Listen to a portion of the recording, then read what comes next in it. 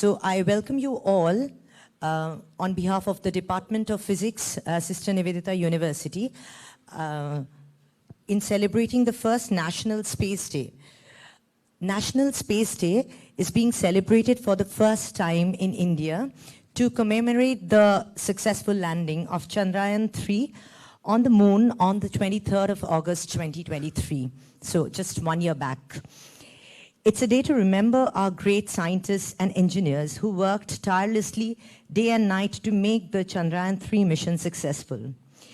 With this, India became the 4th country to land on moon and the first to land near the south polar region of moon. I feel extremely proud as an Indian to say that so far ISRO, that is Indian Space Research Organization, has conducted 125 spacecraft missions and 92 launch missions. Of course, I'm not going to elaborate on those.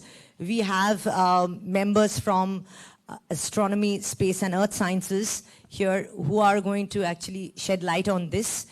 They are the experts in this field. So our National Science Day celebration today comprises of the following events. So we will commence with the customary inaugural session with the flowering of the plant and a song and playing of a musical instrument by our own faculty members. And then we'll have a talk regarding the telescope and of course a hands-on experience with the telescope. Unfortunately, the weather is not favorable for us to view anything, although the Kolkata sky is not itself a favorable sky to view anything, but today's weather is particularly unfavorable. But anyways, it is always a good experience to have a feel of the telescope. So that is what we would really ask our students. And I think all of us are also eagerly interested to have a look at the telescope. And following which there will be a general quiz contest. I wouldn't say contest, general quiz which will be conducted by one of our faculty members. It's open to all and we just want to have a little fun to see how well we are aware about space science and India's various missions. So it's just a fun-filled activity. And after that we'll have a second presentation. And finally we'll end with a vote of thanks and the valedictory session. And after that, we'll have a little bit of refreshment and tea. So with that, I would invite all the dignitaries to please come to the dais for the watering of the plant. Mala ma'am, Mridula ma'am, Partho sir, Obhik, all our faculty members, please come down, as well as the members from the Institute of Astronomy, Space and Earth Sciences. Please come over here for the flowering of the plant. All the faculty members from all departments, physics, maths, law, whoever's present, kindly come up.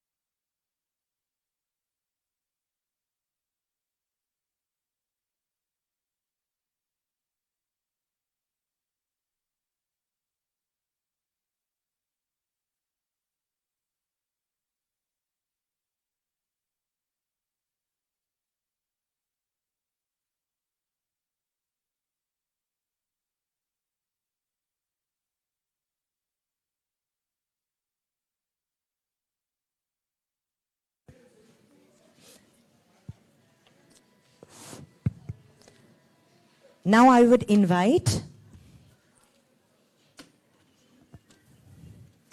Shayoni from the Department of Mathematics and Oyon from the Department. Okay, I would invite Shayoni to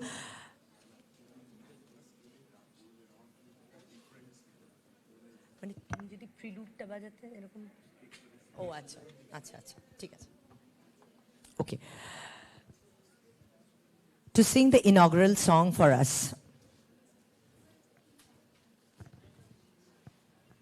She's from the Department of Mathematics, and all we want to say is that this is not a celebration for the Department of Physics only. So they do a lot of research in astrophysics. So from the Mathematics Department.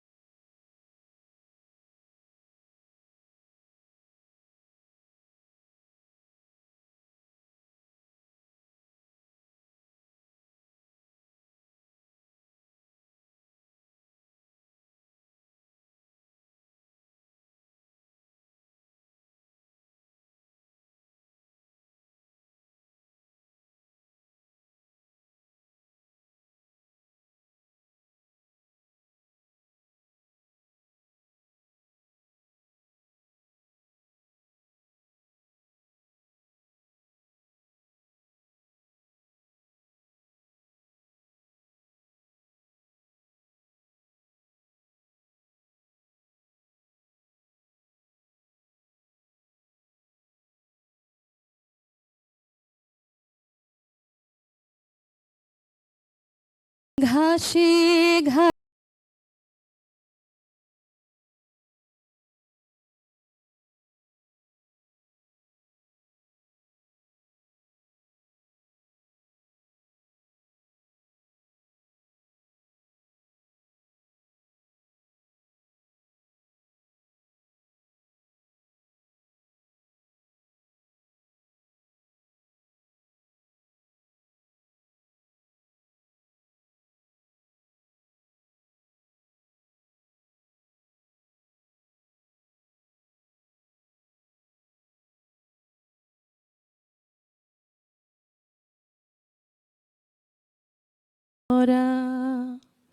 ধন্যবাদ।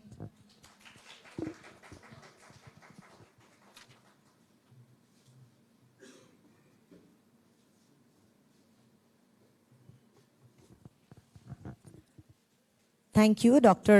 Shayani Maiti Roy, for this wonderful rendition. Now I would invite Professor Partho Sharathi Joardar from our department to say a few words to welcome all the audience over here and also the delegates. Parthoda.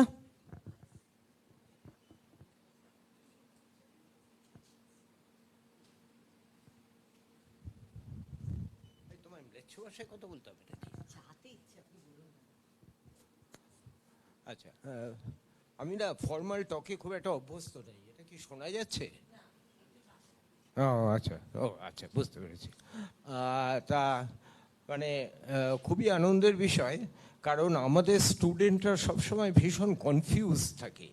ব্যাপারটা হলো যে সবাই astrophysics করে মানে করে কী বলে হন্যে হয়ে ঘুরছে, কিন্তু ব্যাপারটা হলো আমাদের ধরো এই আমাদের পৃথিবী থেকে সামথিং লাইক 100 অ্যাস্ট্রোনমিক্যাল ইউনিট বা 100 Times the distance of the sun, তার মধ্যে যে কত ফিজিক্স আছে, কত কিছু বোঝার আছে।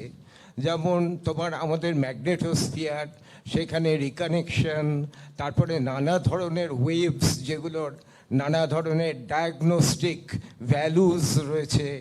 তারপর তোমার হিলিওফিজিক্স একটা নতুন সাবজেক্ট হিসেবে ইভলভ করেছে, আর সেটা হলো 100 অ্যাস্ট্রোনমিক্যাল ইউনিট ডিস্টেন্সে। সেখানে তোমার শকস, সেখানে কি করে কসমিক রেইসগুলো হিলিওফিজিক্সে কোন ইনস্টেবিলিটি অ্যালাউ করে কসমিক রেগুলোকে মানে ভেতরে ঢোকার জন্য আমাদের হিলিওস্পেসে। তা এই ব্যাপারগুলো খুব interesting and down to earth problems, যেগুলো আমাদের ডে টু ডে লাইফকে ইনফ্লুয়েন্স করে। এবং এগুলোতে জব অপরচুনিটি, পার্টিকুলারলি যদি একটা তোমার ইনস্ট্রুমেন্টেশনাল এবং এক্সপেরিমেন্টাল এক্সপিরিয়েন্স থাকে, তাহলে এনার্মাস জব অপরচুনিটি। কাজেই আমি আমার স্টুডেন্টদের রিকোয়েস্ট করব যে তারা এই ব্যাপারগুলো ভেবে দেখতে পারে, এই সাবজেক্টগুলোকে। যদিও এগুলো খুব হাইফাই, খুব মানে একটা সাংঘাতিক নয়, গাবিয়ে বেড়ানোর মতো জিনিস নয়, কিন্তু ডাউন টু আর্থ প্রবলেমস যেগুলো আমাদের লাইফকে ইনফ্লুয়েন্স করে। কাজেই আমি খুশি যে আজকে এই ধরনের একটা প্রোগ্রাম এখানে হয়েছে। ওকে, ধন্যবাদ, নমস্কার সকলকে।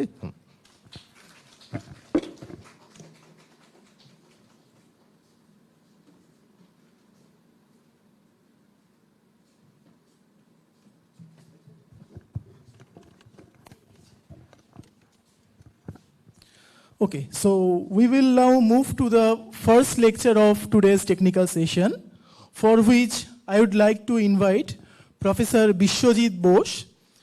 Professor Bose is the, okay, Mr. Bose is the project coordinator of Institute of Astronomy, Space and Earth Sciences. He is the outreach program coordinator, AAVSO, that is American Association of Variable Star Observer. So, Professor Bose, please come.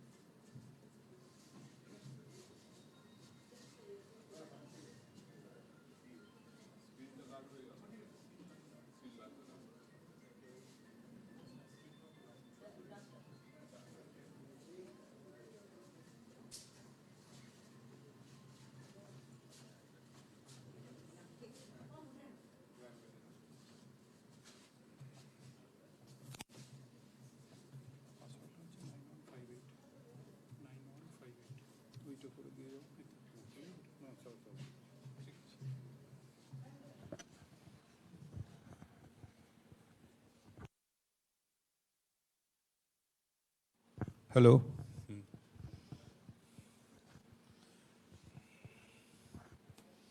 Good afternoon, everybody. I am Bishwajit Bose from IISS, and actually I am the project coordinator, and we usually do observation also and produce scientific data. So today I appreciate Professor Maiti, actually, Dr. Maiti, who just remind us, the Taggart few lines that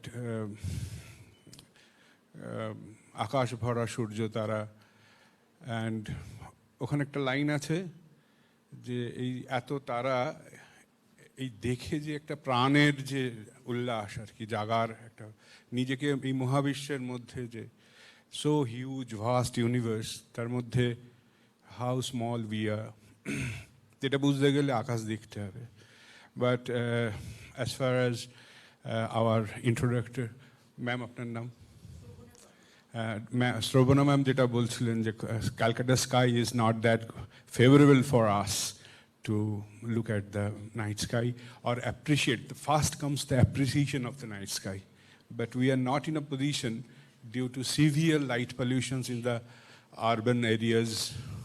So it's very difficult to actually appreciate the night sky from the cities due to the city glares.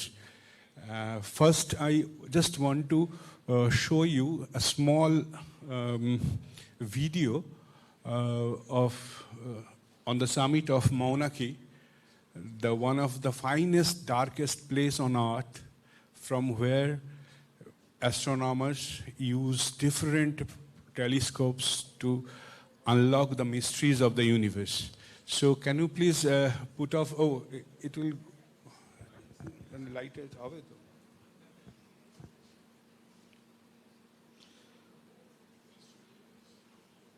Before astronomy come, actually, we should move by seeing the night sky. So please look at the small videos of Mauna Kea and the Hawaii Island.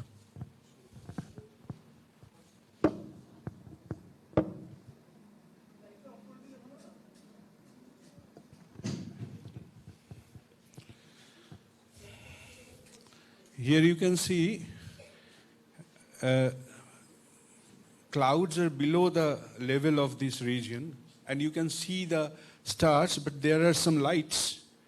And these are the observatories. There are several observatories of different countries.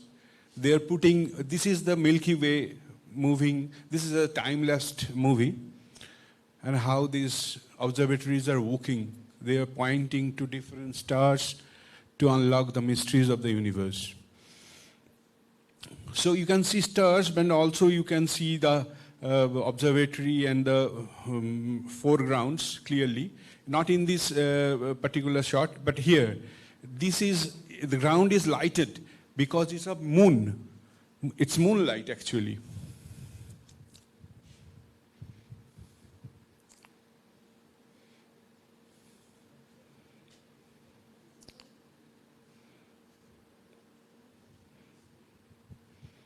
A wonder of this universe. I think many of us, when we usually go to the hilltop or where Ladakh or in that region, we can experience that type of sky. This is the radio telescope.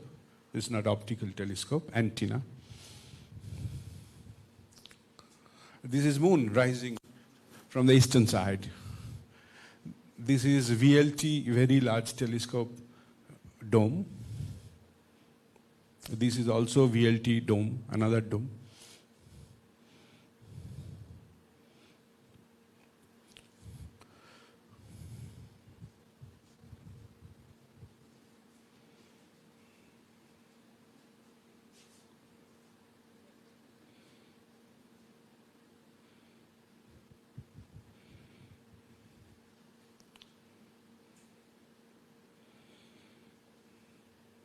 Milky Way rising from the eastern side.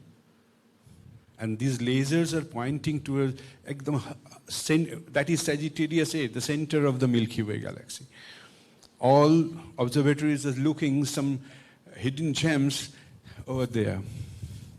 And the bright one is the moon.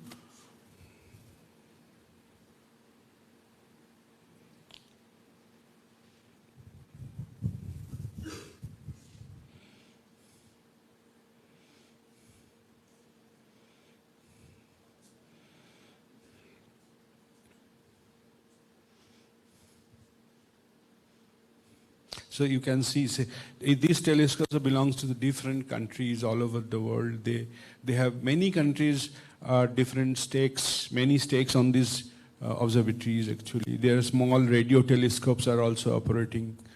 This is VLT, array of very large telescopes, one of the dome.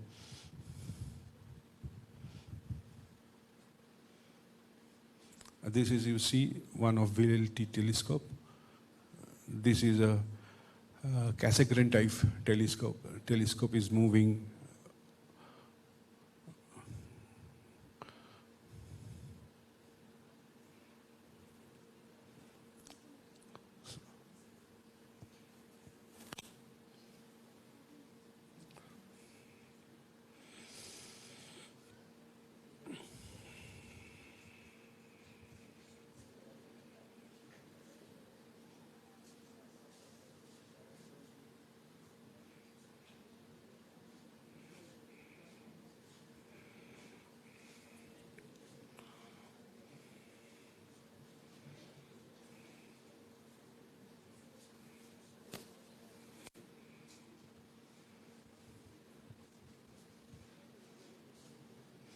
Ah, what a lovely look. The center of the Milky Way is passing over the dome.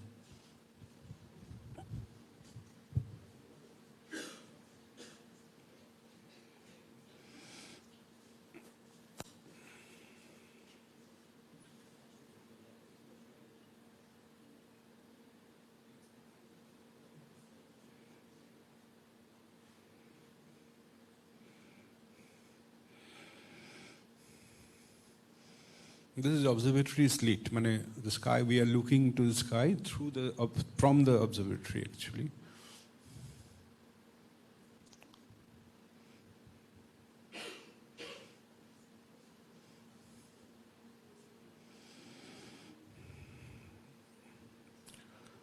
You can notice the stars are lace stars are on the sky because of this moon is present. Now moon is setting. Now look at the sky. It's different.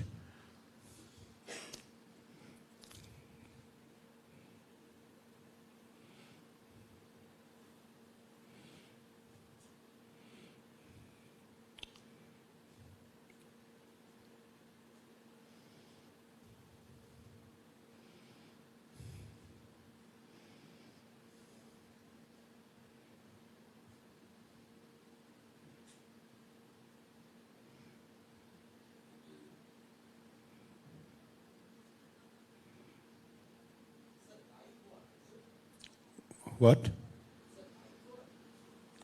Life?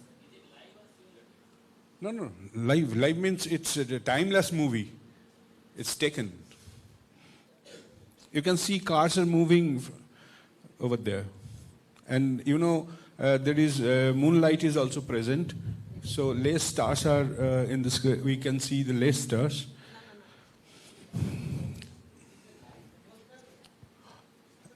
Yes, nearby volcano, yeah.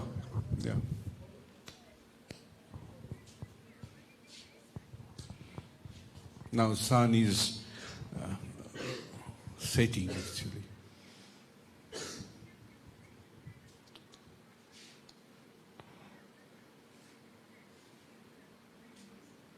So you can see tiny dots moving. Those are the satellites. Mostly they are satellites.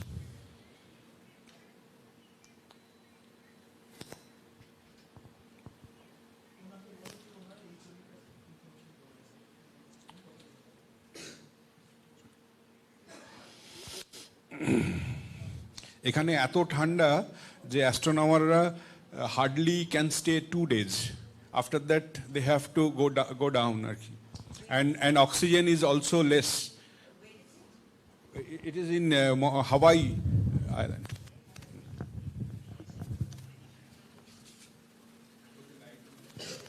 Light please.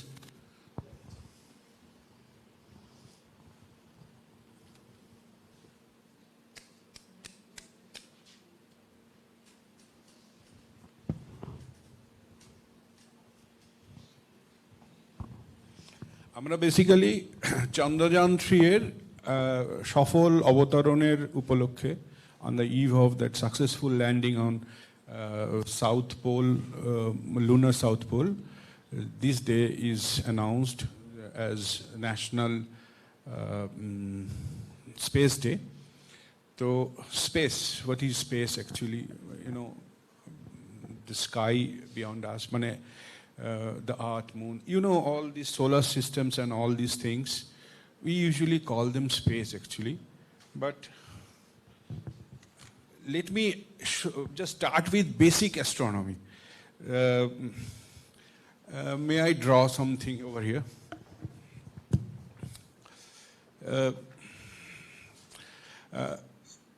This is the sun, our nearest star.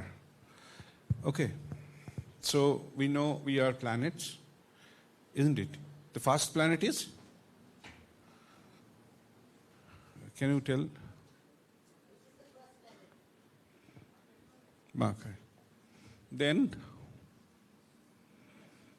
Okay. Third? Then? Okay. Then?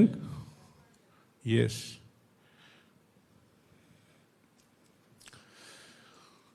then, yes? Okay. Okay. Then Neptune. There was another. Who was it? Pluto. Poor, P for poor. So, আমরা এখানটা থাকি, blue planet. Sun is our nearest star. Sun is the source of all energy source of all these inhabitants in this solar system. So, from light comes from sun to earth, takes a time. That is the distance between sun and earth. What is that? 8 light minute. Okay. 8 light minute. Light travels in 8 minutes. What is the distance between this to Pluto? Anybody know? 320 light minute. Okay. এটা বললে আমাদের সেরকম কিছু বোঝা গেল না, 8 আর 320। Lighter speed. What is the speed of light? 30 million meter, isn't it? Sound travels in 1 second almost 330 meters.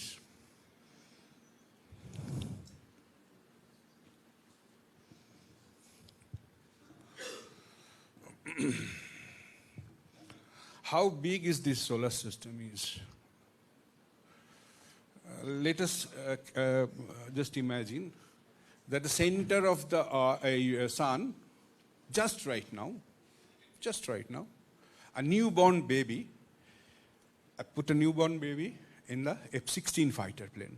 Okay, it starts going towards Pluto.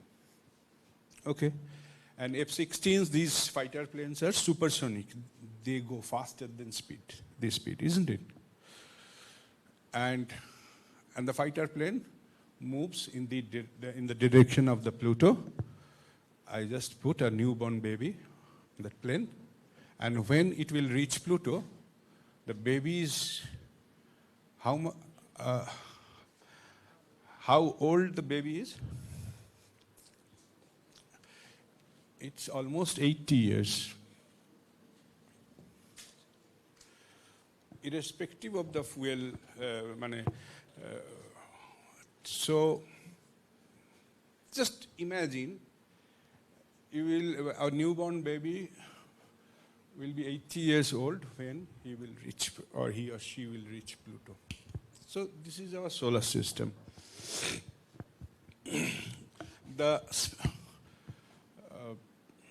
These heavenly bodies, those are around, we are all in Earth, sitting on this little planet, and all these objects are very near to us, near to our system.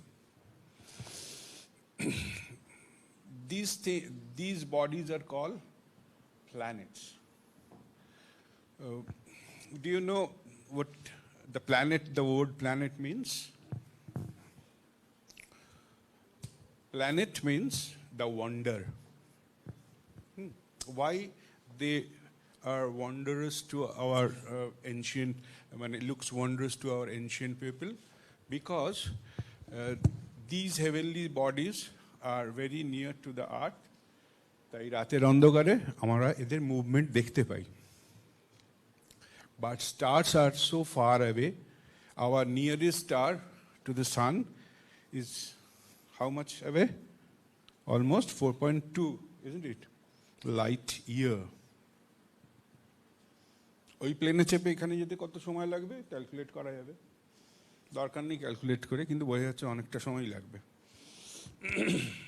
তো যেহেতু এই heavenly বডিজগুলো, এই আমাদের astro, আমরা যখন telescope দেখাই তখন people সবাই জানে এই মঙ্গল, শনি, বৃহস্পতি আকাশে, when we this is Saturn, হ্যাঁ স্যাটার্ন দেখা যায় নাকি? ইউজুয়াল পিপলদের এরকম একটা ধারণা থাকে আর কি, যে স্যাটার্ন, মার্স, জুপিটার এগুলো দেখা যায় আকাশে, কিন্তু এগুলো তো বহুদিন আগে থেকে আইডেন্টিফাই করা হয়েছে because of their motions, so they was wanderers. কারণ আকাশে যেটা আমরা নাইট স্কাইতে যেগুলো দেখছিলাম, অল আর ফিক্সড স্টার্স,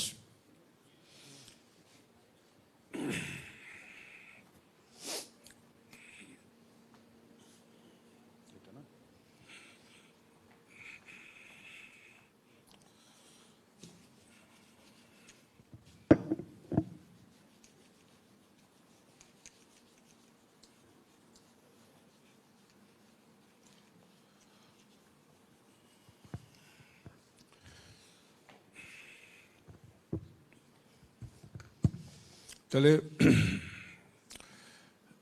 ওটা পরে আসছি। তো সানের চারপাশে আমরা দেখলাম অনেক প্ল্যানেট ঘুরে বেড়াচ্ছে। তো আরও যদি হায়ার স্কেলে আর একটু দূর থেকে আমরা দেখি, তাহলে অল দ্য সোলার সিস্টেম, মানে around small ordinary star called sun, তারা সবাই একটা তারাদের শহরের বাসিন্দা। এখানে অনেক তারা আছে, মিলিয়নস অফ স্টার্স। সেই তারাগুলো মিলে যেটা তৈরি হয় তাকে কি বলে? গ্যালাক্সিস। গ্যালাক্সিসগুলো অনেকটা সেই ওপর থেকে দেখা ঘূর্ণিঝড়ের মতো, তাই না? যে এরকম একটা হাত পাওয়ালা একটা চেহারা থাকে,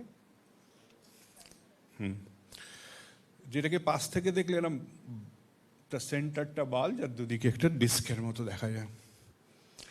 আমাদের সান এখান থেকে এরম একটা কোথাও জায়গায় থাকে। আমরা যেটা বললাম এতক্ষণ আগে, সোলার সিস্টেম, দেয়ার স্পেস,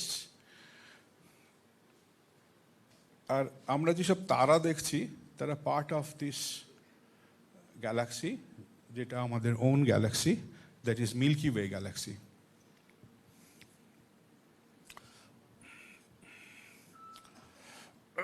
মিল্কি ওয়ে গ্যালাক্সিটা কত বড় না, লাইট এখান থেকে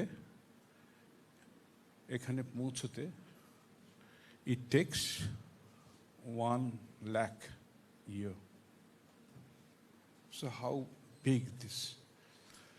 And from this point, light takes 30,000 years. So this is the bulge of our galaxy. Sun is lying somewhere here in the galaxy. So how vast this is.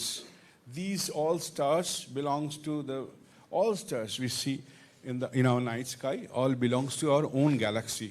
আমরা আলাদা Galaxy, অন্য Galaxy star কিন্তু দেখতে পাই না, কিন্তু অন্য Galaxy দেখতে পাই। Telescope সম্পর্কে আর একটা খুব কমন সমস্যা যেটা হচ্ছে, এই টেলিস্কোপ দিয়ে কত দূর অবধি দেখা যায়, ঠিক তাই না? আমাদের এই যে গ্যালাক্সি, মিল্কি ওয়ে গ্যালাক্সির এর পাশের যে গ্যালাক্সিটা, সেটা আমাদের থেকে 3 গুণ বড় প্রায়।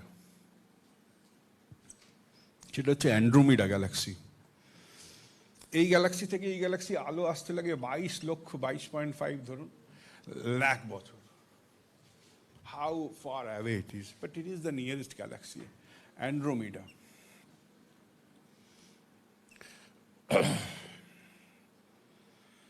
এই অ্যান্ড্রোমিডা গ্যালাক্সির কোনো তারা কিন্তু আমরা রাতের আকাশে দেখতে পাই না, কিন্তু গ্যালাক্সিটাকে ইটসেলফ দেখতে পাই। এবং এই গ্যালাক্সিটা খালি চোখে দেখা যায়। কত দূরের আলো? 22 লক্ষ আলোকবর্ষ দূরের আলো। তার মানে গ্রামের দিকে গেলে ওখানেও ছবিতে ছিল অ্যান্ড্রোমিডা গ্যালাক্সি দেখা যাচ্ছিল, আসছে, উঠছে, নামছে।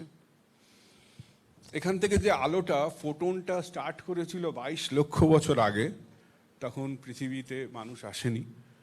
মানে আমি যখন রাতের আকাশে দাঁড়িয়ে দেখছি তখন সেই ফোটনটা আমার চোখে এসে পড়লো। দ্যাট ইজ ফ্যাসিনেটিং যদি আপনি সেইভাবে কল্পনা করেন যে একটা ফোটন যেটা 22 লক্ষ বছর আগে it starts from that Galaxy, now I have received that photon and it makes a sensation in my rods and cones. তো সেক্ষেত্রে এই যে ভালো লাগা আর কি, মানে জিনিসটাকে ভালোবাসা আর কি, এই অ্যাপ্রিসিয়েশন না থাকলে অ্যাকাডেমিক্যালি অ্যাস্ট্রোফিজিক্স করাই যায়, কোনো সমস্যা নেই। আমি অনেক অবজারভেটরিতে গিয়েছি, সেখানে অনেক অ্যাস্ট্রোনমার দেখেছি, তাদের আকাশে কোনো প্যাশনও নেই, তাদের ওটা কাজ আর কি, সেটা কাজ করেন তারা, মাথার উপরে সেদিন আকাশ ক্লিয়ার, কিন্তু অনেকে দেখেন না আর কি, কারণ এটা একটা অ্যাকাডেমিক জব আর কি, এটার জন্যে আমি পয়সা পাই আর কি। কিন্তু প্রচুর অবজারভার আছেন যারা ভালোবেসে কাজটা করেন।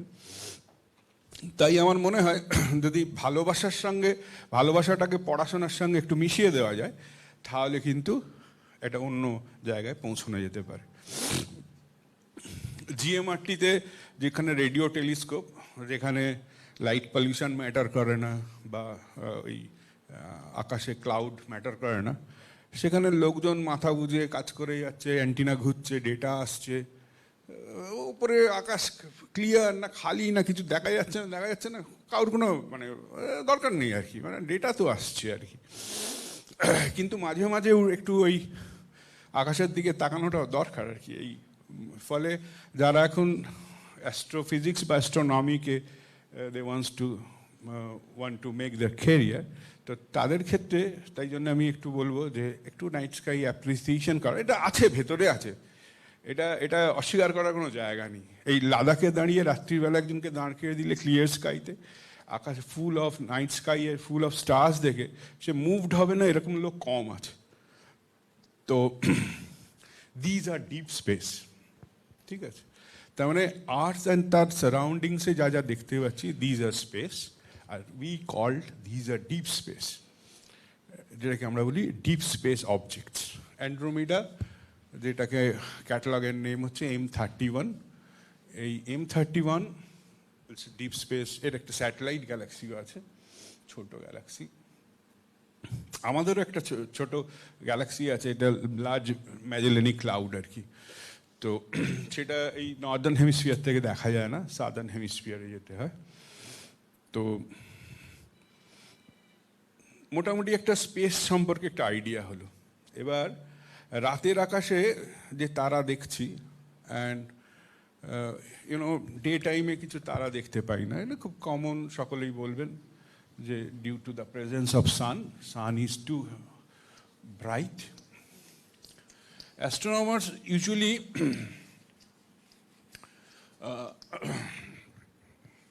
measures the brightness of star in the term of magnitude, okay? And we denote it by a small m.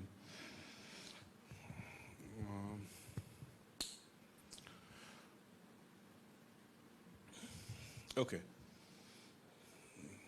Actually, I derived from that point how those objects called planet, isn't it? And planet, the word means the wonder. How people know these are something different, isn't it? All there are constellations. I mean, we call them constellations. There are several stars in the skies. And some stars looks like something, this is a triangle, this is a trapezium, looks like a face of a lion. So people in the ancient time, they imagined in that way. They called that part of the sky in that name of some Orion, and there are several constellations, ancient constellations, but in modern era, we have 88 constellations, okay? Actually, this is basically, we have divided the sky. If it is this whole blackboard, a whiteboard is this map of the sky, two-dimensional map, and we divided the sky in several boundaries, and this part of the sky is something called constellation.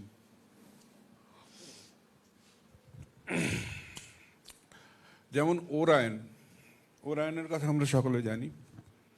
কালপুরুষ, কালপুরুষ কনস্টেলেশনটা কোমরে 3টে তারা, খুব সোজা, এরম বেল্টের মতো কিছু তারা আছে, কাঁধে 2টো তারা, মাথায় অল্প কিছু ফেন্ট তারা, এদিকে হাতের কাছে যেন একটা বইয়ের মতো কিছু তারা আছে, আর এদিকে কোমরের কাছে একটা তারা, এদিকে কোমরের কাছে একটা তারা, এরকম লোকে এটাকে একটা মানুষ হিসেবে কল্পনা করেছিল।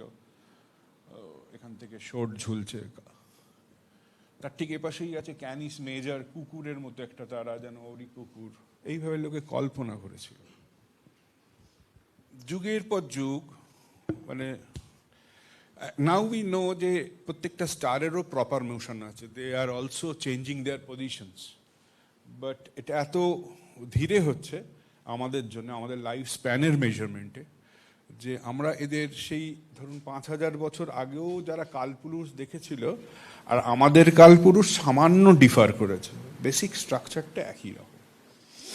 কিন্তু in the ancient time people noticed there are few bright things. Tara, they don't behave like these fig stars. They can roam. আজকে এখানে আছে, এই কনস্টেলেশনে আছে, কালকে ওই কনস্টেলেশনে চলে গেল, আবার ওদিকে চলে গেল, আবার একদিন ফিরতে শুরু করলো।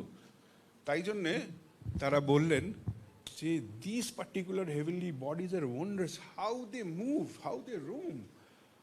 So in Greek, wonder is planet, so that's why we know, now we know these objects are nearer to us, they are part of our solar system, Jupiter, Saturn, Mars, whatever the planets are, so we can notice the movement of in their sky. They are not considered the fixed stars because we know that they are planets, they are not stars.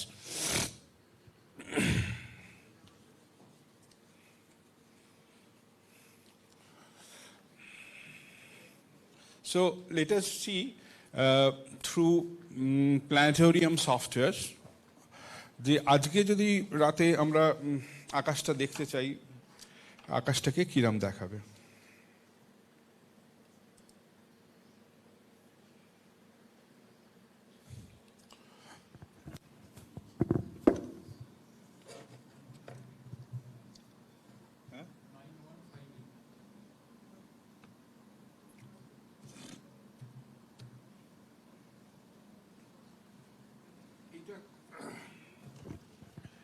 এটা আমাদের Kolkata sky এই মুহূর্তে, তাই তো?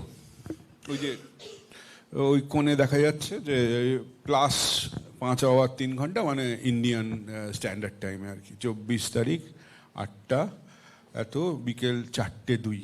এটা সাধারণ কিছুই দেখা যাচ্ছে না, বিকজ ধরে নেওয়া হচ্ছে সান ইজ প্রেজেন্ট। সান থাকার জন্য যেটা হচ্ছে, কি হচ্ছে, সান তো প্রেজেন্ট, কেন আমরা তারা দেখতে পাচ্ছি না? Because of the atmosphere. Atmosphere, তার বিভিন্ন পার্টিকেলস তারাও একটা রিফ্লেকশন দিচ্ছে, ফলে স্কাই বিকাম সো ব্রাইট যে আমরা দেখতে পাচ্ছি না। ঠিক এই একই কারণে সূর্য আমরা দেখতে পাই, but we cannot see the corona, কারণ করোনার brightness is fainter than the sky brightness, তাই না? When eclipse occurs, sunlight obscures, then the atmosphere's light gone down and we can see the corona. The sky is blue, that's brightness of the sky actually আমাদের থেকে তারাগুলোকে লুকিয়ে রেখেছে, এর পেছনেই তারাগুলো আছে। ওকে, আচ্ছা, একটু করে যদি আকাশ পরিষ্কার থাকতো আজকে। আচ্ছা, এই যে, আচ্ছা আমরা পশ্চিম দিকটা দেখি,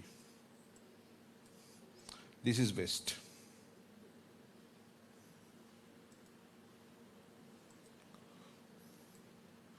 সান ইজ সেটিং, মানে আজকে কলকাতার সূর্য ডুবছে, মানে আমরা দেখতে পাবো না, কিন্তু আমরা কল্পনা করছি আর কি। তো সান আস্তে আস্তে হরাইজনের নিচে চলে গেল। এই সময়টাকে কি বলি আমরা? ডাস্ক। আমাদের অ্যাস্ট্রোনমিতে বলা হয় টুয়েলাইট। দের আর 3 টুয়েলাইটস। ওকে, 3 টুয়েলাইটস মানে সান যেই হরাইজনের কাছে গেল, হরাইজন থেকে নেমে গেল, এখান থেকে 6 ডিগ্রি করে প্রত্যেকটা স্টেপ, মানে টোটাল 18 ডিগ্রি না গেলে সান ততক্ষণে রাত্রি নামলো না, অ্যাস্ট্রোনমিক্যাল ভাষায় আর কি। তো টুয়েলাইটস 3টে ভাগ। প্রথম হচ্ছে সিভিল টুয়েলাইট, তারপর হচ্ছে নটিক্যাল টুয়েলাইট, তারপর হচ্ছে অ্যাস্ট্রোনমিক্যাল টুয়েলাইট। 6, 6, 6। অ্যাস্ট্রোনমিক্যাল টুয়েলাইট শেষ হলো, দেন নাইট ফলস। তার মানে ঘড়িতে কটা বাজে? ঘড়িতে বাজে 5:53। তাহলে কত ডিগ্রি বললাম? 6, 6, 6, 18। আর এক এক ডিগ্রি মুভমেন্টে কত সময় লাগে? ধরে যাক 4 মিনিট। তাহলে কত সময় লাগবে? 18 × 4, তাহলে কত হচ্ছে? 72 মিনিটস, মানে হচ্ছে 1 ঘন্টা 12 মিনিট। তার মানে আমরা 6টা, এটা 5:54, তাহলে 8টা আর ওপাশে 6, 7টা, 7টা 6, হ্যাঁ 7টা 6। তার মানে আমি যদি আস্তে আস্তে টাইমটাকে বাড়াতে থাকি, মানে এখনো কিন্তু হিসেব মতো না, এটা তো হয়ে গেছে 7টা, 7টা 6, এখনো কিন্তু টুয়েলাইট আছে। আমরা অ্যাস্ট্রোনমিক্যাল টুয়েলাইটে যাচ্ছি।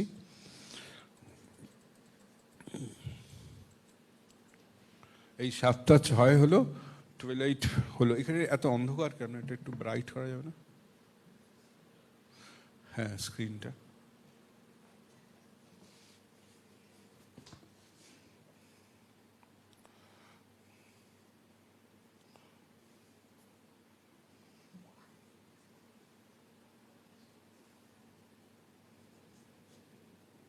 স্টার্লিং চলে এলো।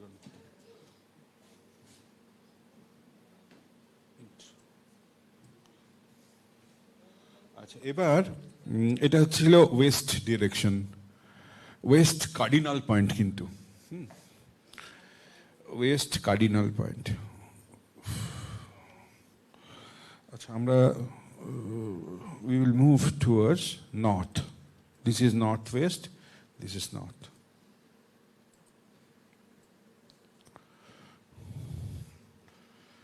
আকাশে তারা দেখা যাচ্ছে কিছু, আর তো কিছু দেখা যাচ্ছে না, কিন্তু কিছু বোঝা যাচ্ছে কি এটা থেকে? কিছু, হ্যাঁ, কিছু চেনা যাচ্ছে? কেউ কেউ কাউকে চেনা চেনা লাগছে?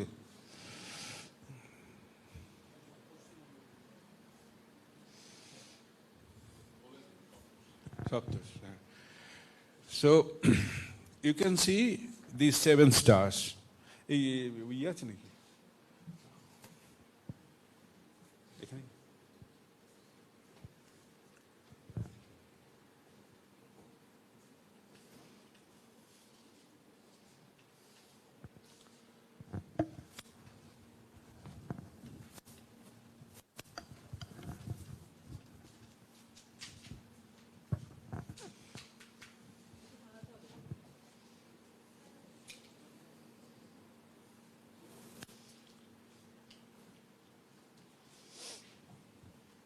কতগুলো স্টারের কথা we know, all we know. যেমন ওরায়ন একটা কনস্টেলেশন, পোল স্টার, ধ্রুব তারা। তবে ধ্রুব তারাটা ওই নীল নয়, কিন্তু সে আমায় প্রশ্ন করে নীল ধ্রুব তারাটা নীল নয়, কিন্তু ওটা একটু হলদে রঙের, যদি ওটা একটা রূপক একটা ব্যাপার। তো পোল স্টার খুব মানে গুরুত্বপূর্ণ একটা বিষয় আর কি, কারণ আর্থের যে রোটেশনাল স্পিন, এইটা এইটা মানে আপনি লেজারটা চান? হ্যাঁ হ্যাঁ, এটা ওকে ওকে। সো এটা নর্থের দিকে আজকে মানে ফ্রম ক্যালকাটা 9:10, এই সন্ধ্যে 7:10 যদি আকাশ ক্লিয়ার থাকতো এবং এখানটা খুব অন্ধকার হতো, তাহলে আকাশটা এরম দেখতাম আর কি। সো আমরা দেখছি খুব চেনা একটা ফরমেশন। এটা চিনতে পারিনি কেন প্রথমে? কারণ এটা উল্টে গেছে, তাই না? এটা জিজ্ঞাসার চিহ্নটা উল্টে আছে বলে আমরা চিনতে পারিনি, কিন্তু এটা খুব ফ্যামিলিয়ার আমাদের কাছে, যে সপ্তর্ষি মণ্ডল এটা একটা জিজ্ঞাসার চিহ্নের মতো দেখতে আর কি। তার মানে বুঝতে পারছি যখন এই কনস্টেলেশনটা এই দিকটায় থাকে তখন এটা আপসাইড ডাউন, মানে এটা তখন উল্টো দিকে হয় আর কি, মানে যখন ইস্টের দিকে থাকে। তার মানে এটা নর্থ, এদিকটা ইস্ট, এদিকটা ওয়েস্ট। তো এই যে সপ্তর্ষি মণ্ডল,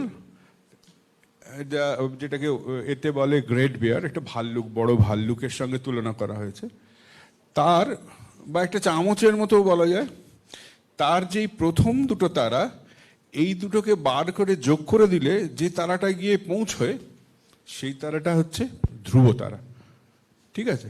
পোল স্টার। কি হলো?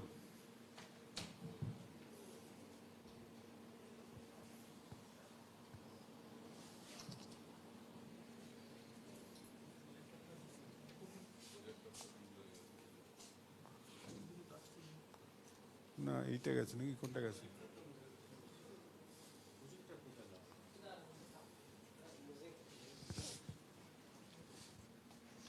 তো যাই হোক, তো আমরা যেটা দেখছি যে সপ্তর্ষি মণ্ডলটা দেখলাম এদিকে, মানে আজকে সন্ধ্যেবেলা, জাস্ট টু নাইটস ইভিনিং। আমরা যদি নর্থের দিকে তাকাই তাহলে এদিকে দেখছিলাম আমরা সপ্তর্ষি মণ্ডল, যেটাকে বলে আরসা মেজর। আর যেটাকে বললাম the first two stars, if you join this first two stars and start expand this line, তাহলে it will meet a bright star.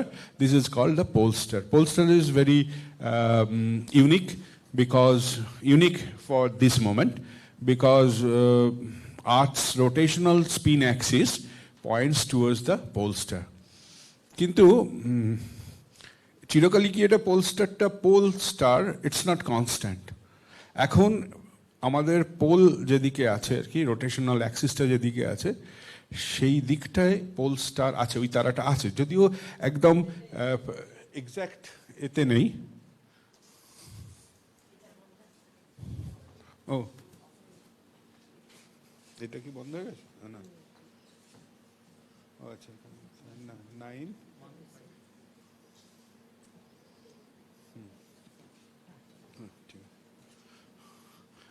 হ্যাঁ, আচ্ছা, আমরা যদি এই বললাম যে এই দুটো তারাকে যদি আমরা বাড়িয়ে দিই তাহলে it will meet at a bright star, almost meet at a bright star. সেই তারাটাকে বলে পোল স্টার। এবং এটা এই অ্যাক্সিস বরাবর পৃথিবীর ওই আছে, আমাদের রোটেশনাল অ্যাক্সিসটা আছে।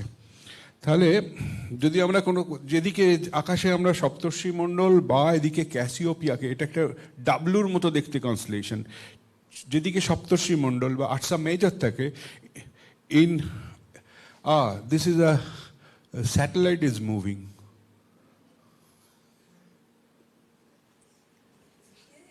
Yeah, this data is there, na?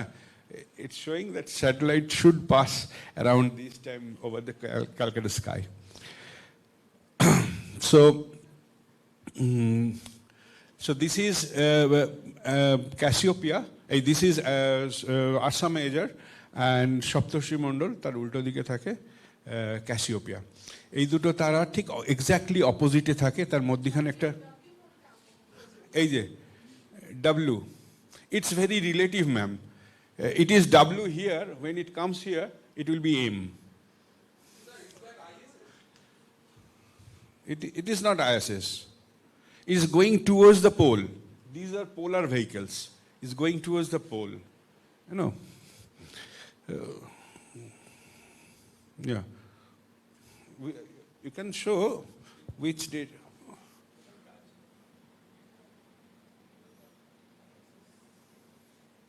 Is it going still? Oh. The screen is so dull, so I cannot see it here. However, if you click on that, it will say which satellite it is. তো তাহলে আমরা মোটামুটি আকাশটাকে virtually চিনলাম, যে যেদিকের আকাশে মানে আমরা যেরকম জানি যে যেদিকে সূর্য অস্ত গেছে তা সেদিকে মুখ করে দাঁড়ালে ডান দিকটা হচ্ছে কি দিক, যেদিকে সান সেট করলো সেদিকে মুখ করে দাঁড়ালে নর্থ। তাহলে সেই দিকের আকাশে তাকালে আমরা হয় এটা নয় এটা বছরে কোনো সময় দেখতে পাবো। ওদিকে থাকলে ডাব্লিউ, এদিকে থাকলে এম, আর এখানে উল্টোনো জিজ্ঞাসার চিহ্ন, ওদিকে থাকলে ভালো জিজ্ঞাসার চিহ্ন আর কি। ঠিক আছে? কোথায়? এই যে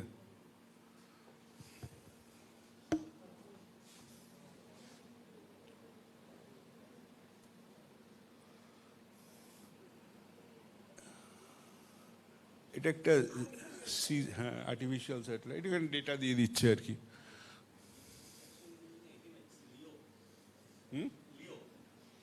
এটা লিও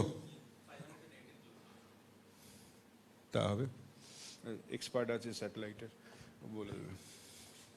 এটা অফ করে কি করে? Right click. ওকে,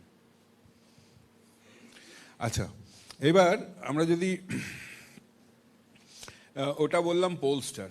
ও আচ্ছা, পোলস্টার নিয়ে আরেকটা কথা বলার ছিল, যে পোলস্টার কিন্তু ধ্রুব, মানে আমরা ভাবছি পোলস্টারটা পোলেই থাকে, কিন্তু এটা মানে চিরকাল পোলে থাকবে এমনটা নয়। কারণ এই যে পৃথিবী, তার যে রোটেশনাল অ্যাক্সিস, পৃথিবী তো ঘুরছে। এ ব্যাপারে ক্যালেন্ড্রিক সিস্টেম যদি কোনোদিন ইফ এনি ডে আদিত্যদা get a scope to tell you, তাহলে আরও ডিটেলসে বলতে পারবে। আর্থ এই অ্যাক্সিস বরাবর স্পিন করছে, ঠিক আছে?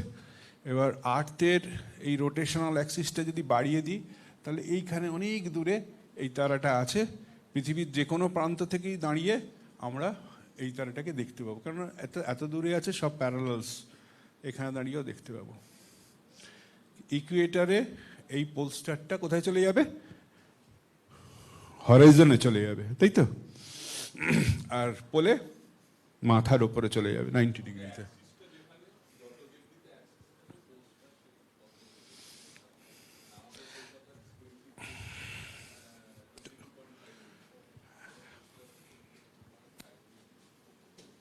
মানে আমরা পৃথিবীর যে ল্যাটিটিউডে দাঁড়িয়ে আছি, সেই ল্যাটিটিউড মিনস দ্য পোলস্টারের অ্যাঙ্গেল। কলকাতার ল্যাটিটিউড কত? 22.5 degree, we know that. 22.5 degree means তুমি কলকাতায় দাঁড়িয়ে if you see towards the northern horizon, তাহলে you can find polestar exactly 22.5 degree up the north cardinal point, isn't it? আমরা যদি ইংল্যান্ডে গিয়ে দাঁড়াই, ইংল্যান্ডের যদি ল্যাটিটিউড হয় 67 ডিগ্রি, তাহলে ইংল্যান্ডে কোনো একটা মাঠে গিয়ে দাঁড়িয়ে যদি আমি এক্স্যাক্ট নর্থের দিকে, নর্থ কার্ডিনাল পয়েন্টের দিকে তাকাই, তাহলে will find the polestar is 67 degrees up from the northern cardinal point, ঠিক আছে? একদম এক্স্যাক্ট পোলে চলে গেলে ওটা ওখানে মাথার ওপরে দেখব। যাই হোক, তো এই যে অ্যাক্সিসটা এটা ঘুরছে, এইভাবে সূর্যের চারপাশে ঘুরছে। কিন্তু আমরা লাট্টু ঘোরা দেখেছি তো, লাট্টু যখন ঘোরে তখন লাট্টুর একটা নিজের আলাদা মুভমেন্ট আছে, সেটা প্রিসিশন, তাই তো? কারণ আর্থের এই যে অ্যাক্সিসটা, এই অ্যাক্সিসটারও একটা মুভমেন্ট আছে, যেটা এইভাবে ঘোরে আর কি, এরমভাবে ঘুরতে থাকে, ঠিক আছে? বোঝা গেল? যেমন লাট্টু ঘোরে আর কি, লাট্টু টলমল করে ঘোরে, সেরকম অ্যাক্সিসটাও এখন যেদিকে আছে সেদিকে পোলস্টার আছে। তার মানে যে যখন ঘুরে যাবে তখন অন্য কেউ পোলস্টার হবে। সেরকম 5000 বছর আগে তখন ওখানে থুবান বলে একটা তারা ছিল, যখন মিশরের পিরামিড তৈরি হচ্ছিল। এরপরে যখন আবার 5000 বছর পরে, তখন ওখানে অভিজিৎ নক্ষত্র আসবে। তাহলে এটা এখন পোলস্টার, এবং পোলস্টারটা এখনো পোলে নেই, একটু অলমোস্ট 1 ডিগ্রি অ্যাওয়ে হয়ে আছে। আমরা যদি এটাকে রাতের অন্ধকারে, আমরা যদি এটা খুব ইজি এক্সপেরিমেন্ট, এখন মোবাইলে ছবি তোলা যায়, ছোট ছোট ছবি, রাত্রির ছবি ওঠে, অনেক ভালো ভালো মোবাইল আছে। একটা স্ট্যান্ডে রেখে যদি অন্ধকার কোথাও বেড়াতে যান, ইউ টেক ফিউ স্ন্যাপস, 1 ঘন্টা ধরে ছোট ছোট স্ন্যাপস, এই 5 সেকেন্ড 10 সেকেন্ডের snap, and if you stack them, তাহলে you can just see this circumpolar motion of the stars around this polestars. এই পোলস্টারের চারপাশে এই তারাগুলো একে কেন্দ্র করে ঘুরছে, সেটা আমরা ইজিলি ফোনেতেই তুলতে পারবো। তারপরে এবং সেটা এখানে খানিকটা প্রতিভাত হবে যদি if we move this time, you can see the sky is moving like this, isn't it? Okay. তাহলে এইভাবে ঘুরতে ঘুরতে এক সময় sun will rise from the east, তখন আর তারা দেখা যাবে না। তো এর আগে যেটা বলছিলাম সেটা হচ্ছে এটা কটার সময়, রাত্রি 8:30 বাজে তখন, ঠিক আছে? তো জাস্ট এ মোমেন্ট, আমি ফিরে আসি আবার ওই জায়গাটায়। এইবার যেটা initially I was telling, there are so many stars in this night sky, and all star belongs to our own galaxy, not from different galaxies. Okay. Ancient কালে লোকেরা এই স্টার্সগুলোকে বিভিন্নভাবে, যেমন এটাকে জিজ্ঞাসার চিহ্ন মনে হচ্ছে, ওটাকে ডাব্লু মনে হচ্ছে, এইভাবে দে categorized, divided the sky in different constellations. There are 88 constellations. This constellation মানে এইভাবে তারাদের বিভিন্ন রকম জিওমেট্রিক প্যাটার্নে সেগুলোকে নাম দেওয়া হয়েছিল। তো these are constellations and there are 88 constellations and we divided the sky in.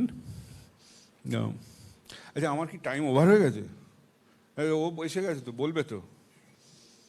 হ্যাঁ, এটা তো এন্ডলেস বলা যায়, কিন্তু আমি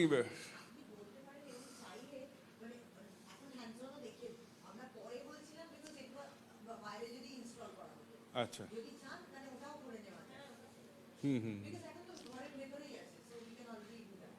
ওকে। না, তাহলে এটা করতে একটু সময় লাগবে, আমি বরং ততক্ষণ এইগুলো লাগিয়ে দিই, তুমি ততক্ষণ শুরু করো। চলে এসো। I think he should tell now. আমি ততক্ষণ একটু এইটা একটু একটু অ্যাডজাস্ট করতে হবে, একটু কানেকশন করতে হবে, আমি সেটা করে নিই, ততক্ষণ ও শুরু করে।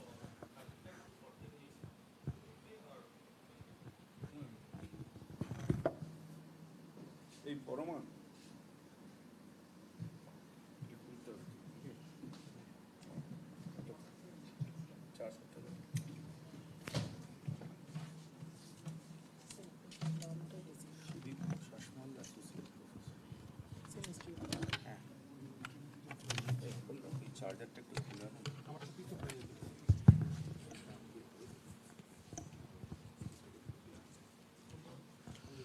Okay, so we will have now the talk from Professor Sudipto Shashmal, Associate Professor of Institute of Astronomy, Space and Earth Sciences.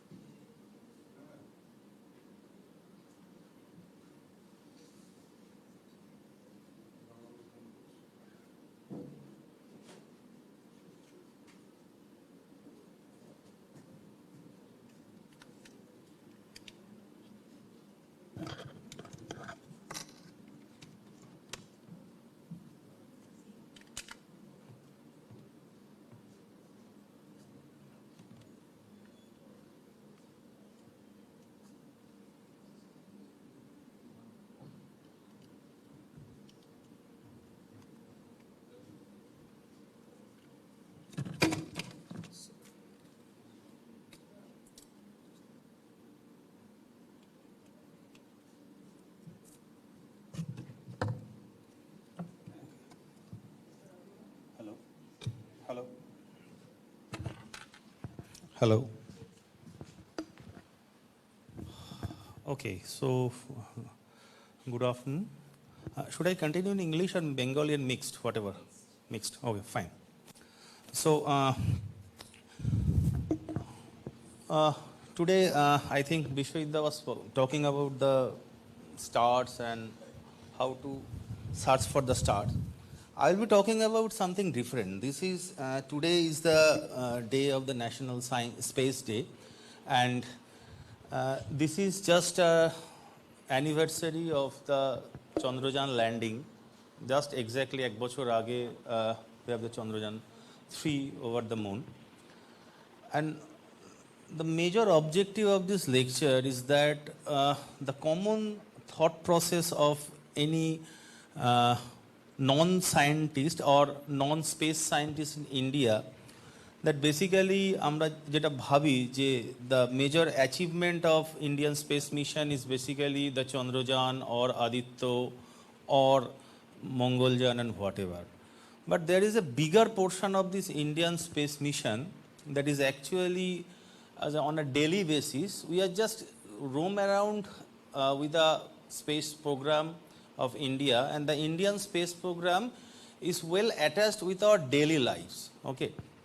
তো আমরা যারা চিন্তা করি যে দ্য ইন্ডিয়ান ফুটপ্রিন্টস মানে যেটা আমরা টিভির পর্দায় দেখি বা যে কোনো জায়গায় আমাদের কাছে আসে যে okay the Chandrayaan 3 is a big achievement. Of course it is a biggest achievement of Indian space program because only India is the fourth country who has done it successfully. But the major thing is that the space program is really very vast, not exactly the Chandrayaan 3 only. I will come to this in a quicker way. Before I go to the space footprints or space odyssey in India, it is as an absolute need for everyone that what is the reason behind this space program? Why this space is so fascinating? What is the interest that is being grown up daily basis? মানে সবাই আজকাল কিন্তু everything মানে যে কোনো জায়গায় কথা বলতে গেলে আমরা বলি যে okay we will be a space scientist. So the first thing is that this is the mysterious universe. The mystery because of its age, its size, its temperature. The entire universe is completely a mystery, starting from the Big Bang to the today's universe. People are looking about this universe in a different manner. Now the most important part of this thing is that in the ancient ages where people can sky in the open sky, there were lots of stars, lots of other objects, the only instrument they can build up is an optical telescope.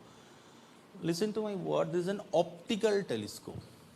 সাধারণ telescope যেটাকে আমরা visible light বা দৃশ্যমান আলো বলি, এবং এই টেলিস্কোপটাই যে এই বিষয়টা কিছুক্ষণ আগে যেটা দেখাচ্ছিল, the telescope can record something that is in the optical range.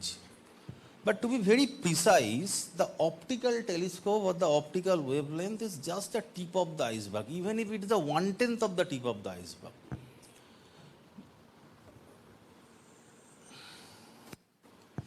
কি হলো রে ভাই?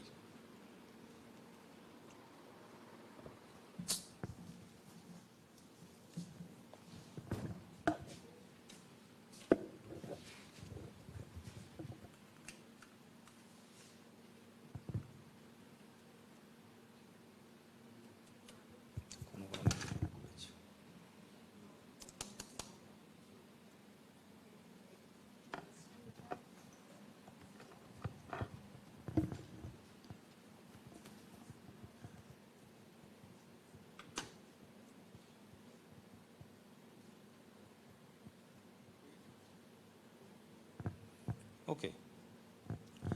So,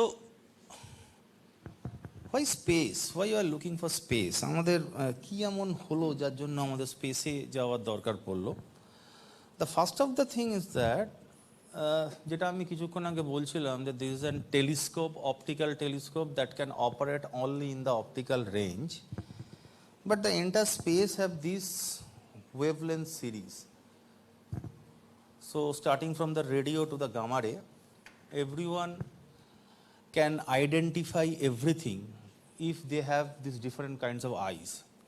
সুতরাং আমাদের যদি স্পেসকে স্টাডি করতে হয়, if you are looking for to probing of the space, we have to have a different sets of eyes, that is number one, because the every celestial object, whether it is a galaxy, whether it is a black hole, compact object, any kind of star, it can emit a lot of frequencies.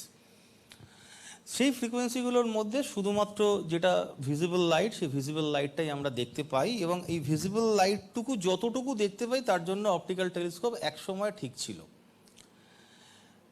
আরেকটা problem রয়েছে সেখানে, সেটা হচ্ছে আমরা যে আমাদের যে solar system home planet, সেটা যদি আর্থ হয়, সেটা যদি আমাদের বাইরের প্ল্যানেট হয় মার্কারি বা ভেনাস, প্রত্যেকটা প্ল্যানেটের একটা ডিফারেন্ট অ্যাটমসফিয়ার রয়েছে, এবং সেই অ্যাটমসফিয়ারের কনস্টিটিউয়েন্টসগুলো ডিফারেন্ট। আর্থের কনস্টিটিউয়েন্টস যদি নাইট্রোজেন হয়, ভেনাসের মেজর কনস্টিটিউয়েন্টস কার্বন ডাইঅক্সাইড। তো আমি যদি গ্রেটার মুভমেন্টে যাই, আমি যদি অন্যান্য প্ল্যানেটে এক্সপ্লোরেশন করি বা অন্যান্য রেডিয়েশনসগুলোকে আমরা দেখতে চাই, দেন we need to have a different sets of eyes. So if an object is emitting X-ray, we need to have an X-ray eyes. We need to have an X-ray detector or X-ray spectrometer, or even if we need to have a X-ray, full set of X-ray complete detector. Just for an example, এই ছবিটাতে আমি এখানে আমরা একটা M87 যে গ্যালাক্সির একটা যে সেন্টারে যে ব্ল্যাক হোলটা রয়েছে সেটা সম্পর্কে আমরা যদি দেখি, যে জাস্ট লাইক নিচের ছবিটা যেটা আমরা পেপারেও দেখেছিলাম যে ইভেন্ট হরাইজন টেলিস্কোপ দিয়ে তোলা ছবি, সেটাই যদি আমরা একটা রেডিও অবজারভেশনে তোলা আলমা দিয়ে দেখি, বা যদি অন্য কোনো স্যাটেলাইট লাইক সুইফট বা চান্দ্রা এগুলো দিয়ে দেখি, তার কমপ্লিটলি শেপ সাইজ চেঞ্জ হয়ে যাচ্ছে। তাহলে আমি যদি একটা কোনো অবজেক্টের, if I want to study an object radiation, যেটা কিনা এক্স রে, গামা রে, আলট্রাভায়োলেট রে, ভিজিবল রে, সমস্ত কিছু বার করছে, তাহলে we have a 4 different sets of instrument there, এবং we have to remove the distortion that is coming out from the absorption. আমরা জানি যে আমাদের অ্যাটমসফিয়ারে যে কোনো রেডিয়েশন যদি আসে, সেটা অ্যাবজর্ব হয়, সেটা ডিস্টর্ট হয়। তো এই ডিস্টরশন এবং অ্যাবজর্পশন এই দুটোকে বাদ দিলাম, তার সাথে ডিফারেন্ট রেডিয়েশন দেখার জন্য ডিফারেন্ট সেট অফ আইস তৈরি করলাম, এবং এই যে কম্প্যাক্ট জিনিসটা তৈরি করলাম, that is actually a space mission. So definitely if I just make a confine, যে আমি আমার সারফেস থেকে একটা কোনো অবজেক্টকে বাইরে বার করে দিলাম অ্যাটমসফিয়ারে, দিয়ে সেটাকে অনেকগুলো আইস দিয়ে দিলাম, যেটা কিনা কসমিক থেকে যা আসছে ডিফারেন্ট আইস দিয়ে দেখতে পায়। So this is actually the space mission on a concise note. এটাই ফলো করা হয়, this method is followed by everywhere. Just like Aditya L one have 5 different payloads, okay, like SUIT, PAPA, ASPEX, MAG, HELIOS, 5টা different অবজেক্টের 5টা different কার্যকারিতা রয়েছে। So আমরা যদি দেখি যে আমাদের এই রেডিয়েশনের কথা যদি আমরা বলি, যে আমাদের হোম প্ল্যানেট এবং হোম স্টার সান, সেখান থেকে যে জিনিসটা বেরিয়ে আসছে, the radiation that is coming out in a 3 part. The first part is a huge amount of plasma, which that is the charged particle, ionized medium, and then it is coming out magnetic field, and finally some photons. So the entire যে জিনিসটা আসছে আমাদের কাছে, this kind of radiation is actually we are looking for, এবং সেই রেডিয়েশনটা আমাদের আর্থে আসার পরে, দেখছিলাম কিছুক্ষণ আগে একটা স্যাটেলাইট দেখতে পাচ্ছিলাম, আর্থে আসার আগে এই স্যাটেলাইটটাকে আমরা যদি বাদ দিই, তাহলে তারা কি করছে, এই huge amount of the energy particle magnetic field that is coming out just like a storm. The storm hits the Earth's magnetosphere. Earth has its own magnetic field, so it has a magnetosphere. Interact them, and the energy coming out from the sun is actually interacted with the Earth's magnetic field and deposited in the polar region as a form of aurora. In the 14th of May this year, there was a G5 storm, and we have seen that plenty of aurora has been witnessed from the low latitude itself. তো এই পুরো ঘটনাটাকে, যেটাকে আমরা বলছি, তো সান solar terrestrial effect বা solar geomagnetic effect বলা হচ্ছে। Apart from the cosmic radiation, India's most prestigious mission for the study of solar or the solar radiation is Aditya L1. And this is actually follow the solar cycle, the solar sunspot, and Aditya L1 was launched last year, because next year at the month of June and July, we will have the solar maxima. So solar maxima means maximum solar activity that Aditya L1 can detect.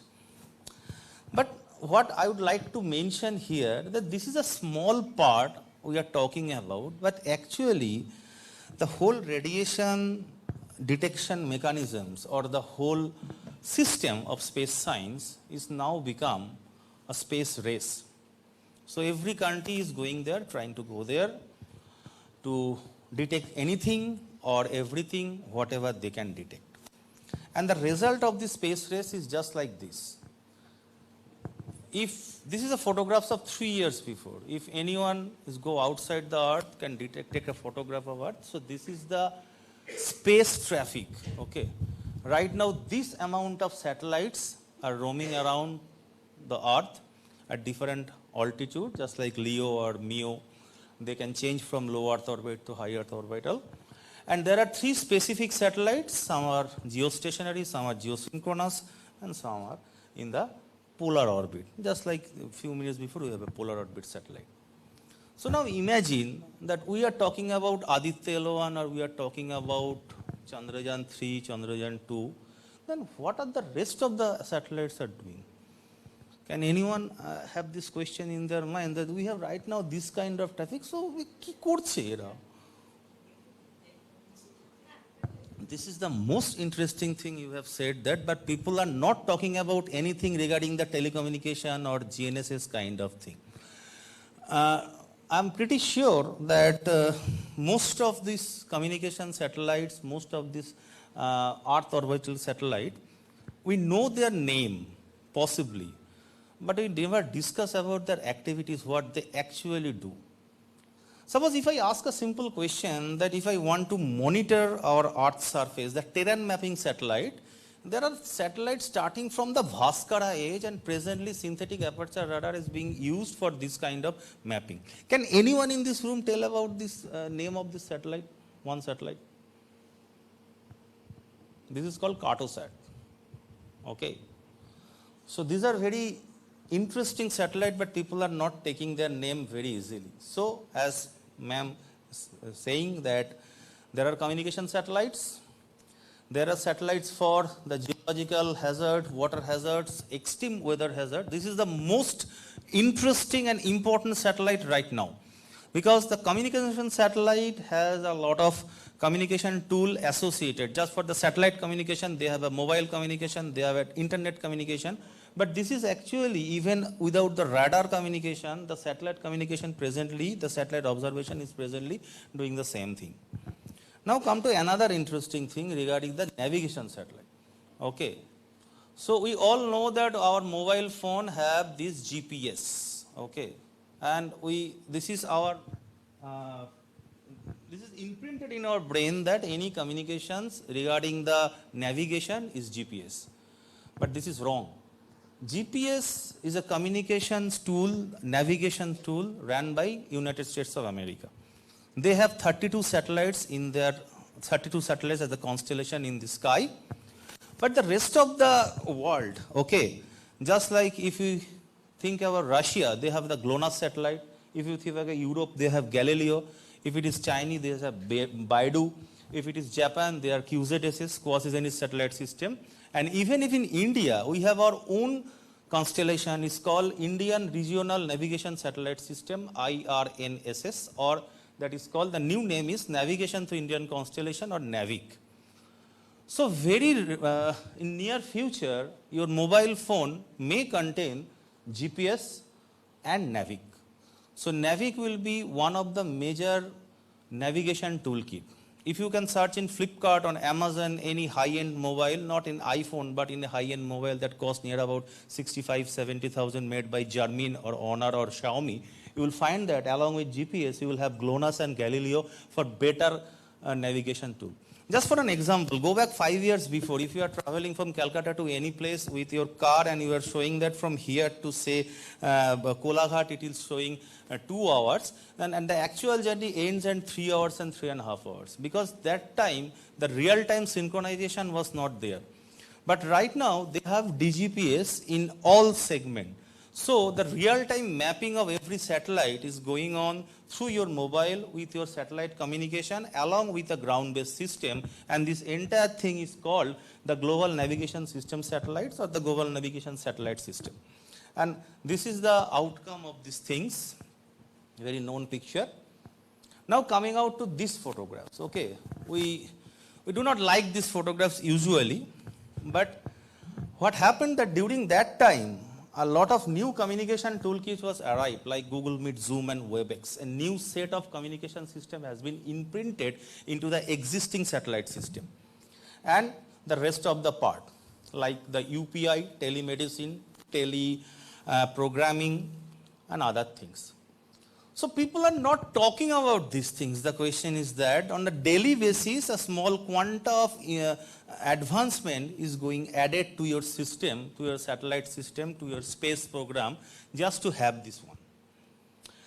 Now, on the rest of the part, I will just briefly mention some of the Indian achievements. But whatever I would like to mention is some key parameters. Okay. Because in everywhere, in internet, in Google, in Wikipedia, you will find everything there.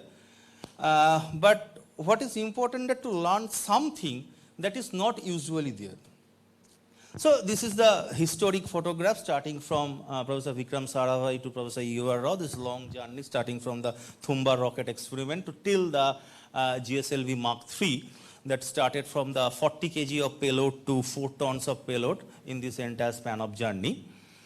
This is important because this actually shows a development of a community or a development of a thought process of space research. Because if I go back to the initial stage of ISRO, how this ISRO was developed, the fundamental was the space research as is the bottom. Okay. So the fundamental need was education, health, connectivity, weather, resources, disaster management and so on. And the space research was at the bottom. And after the few phases, starting from this to beyond 2020s, when people are talking about the institutions, explorations and innovations, this means that actually when the space program has been developed, it developed in a certain stage where people are talking about the institutional development of space research. That was not initially there. And one of the major objectives of this National Space Day, to celebrate the National Space Day, to make the space research as an institutional entity. What does it mean? That we know, if I talk about the space research, we know there are premier institute like TIFR, like PRL, like VSSC, okay, like IUCA, or the prestigious university. But slowly, this space program, this space research has got diffused into schools, college, and other universities. And this is a major achievement of ISRO, that ISRO has successfully done this with a very strategical way. The explorations part, that means that ISRO has started to explore the space, started to explore the space research and the space awareness. That is the most important thing. And this exploration has been done throughout the small to large institutions in a very strategic way. And finally, the innovations. How to make innovative space research in different ways. I will tell you why this innovation has come, because India has made this journey from starting from a 40 kg LEO payload up to 4 tons GSLV Mark III. And this is actually the time series or the timeline where 2019, after the Chandrayaan-2, it has taken a different pace. Now a lot of people have different thought process about the Chandrayaan-2, about its success, about its failure. But I, or the scientific community of India, or the space science community of India, they think in a different way. But before that, I will just make a small recap about these satellite things like communication, earth, scientific, navigation, experimental. But apart from these two, there are 2 more. That is the important thing. That is the one of the part of the space science awareness program is the small sat and student sat. This actually combines with the CubeSat, NanoSat mission, where microsat, youthsat kind of satellite It is being building up by students from colleges, from university. They can take a part of it, and they can have their own pathway to detect this thing, develop these satellites. Now, this is the example of one satellite. This is a daily basis satellite images. What is the name of this satellite? The image? We all know. Yes, you? Okay. Vishudha? Yes, INSAT. So it's the most common satellite on everyday basis. This is a weather prediction satellite.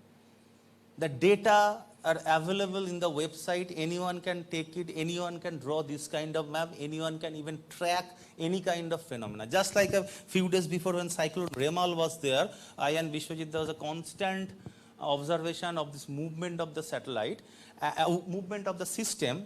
And even if you can take this expertise within 1 week or so to handle the satellite, and even you will be an expert to see how, okay, you can see that, okay, this cyclone is now moving in this way, and this kind of rainfall it will do, the tail will go like this, the head will go like this.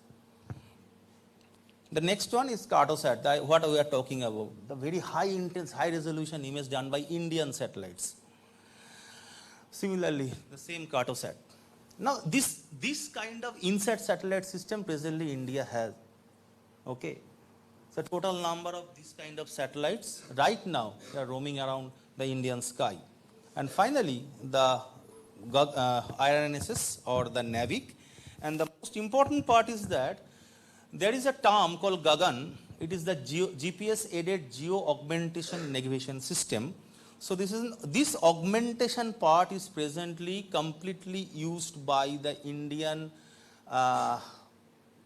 flight movement system. All the air traffic control system and all the flight movement are completely controlled by the Indian navigation system. The 5 years before or 6 years before, they used some rented thing from GPS or Galileo. Indian space program has a separate thing that is due to our low budget. We don't have so much money to spend like US or the European Space Agency. So we have to do this kind of maneuver process that we have to, after lifting off, we have to slowly boost up its energy by accelerating, and then there is an injection orbit from where it leaves the Earth having the escape velocity, and then again go to an outer orbit and slowly going down to the planet. So that is why the time for the Indian space mission is larger rather than the other thing. You could have remembered that on the last year when Dipankar Da have mentioned about the Parker solar probe, and when he compared this Parker solar probe with Aditya, the major differences is the time, that how long the Aditya L1 will take for this time. Now I'll quickly go through some of the satellite and its achievement. This is the AstroSat satellite. This is one of the India's first astronomical satellite, and almost every astrophysicist in this country have used this data. In every institute, whether they are PI, whether they are a collaborative institute or not, they have used, they have published paper, they got degree on these things, etc. and etc. And the two major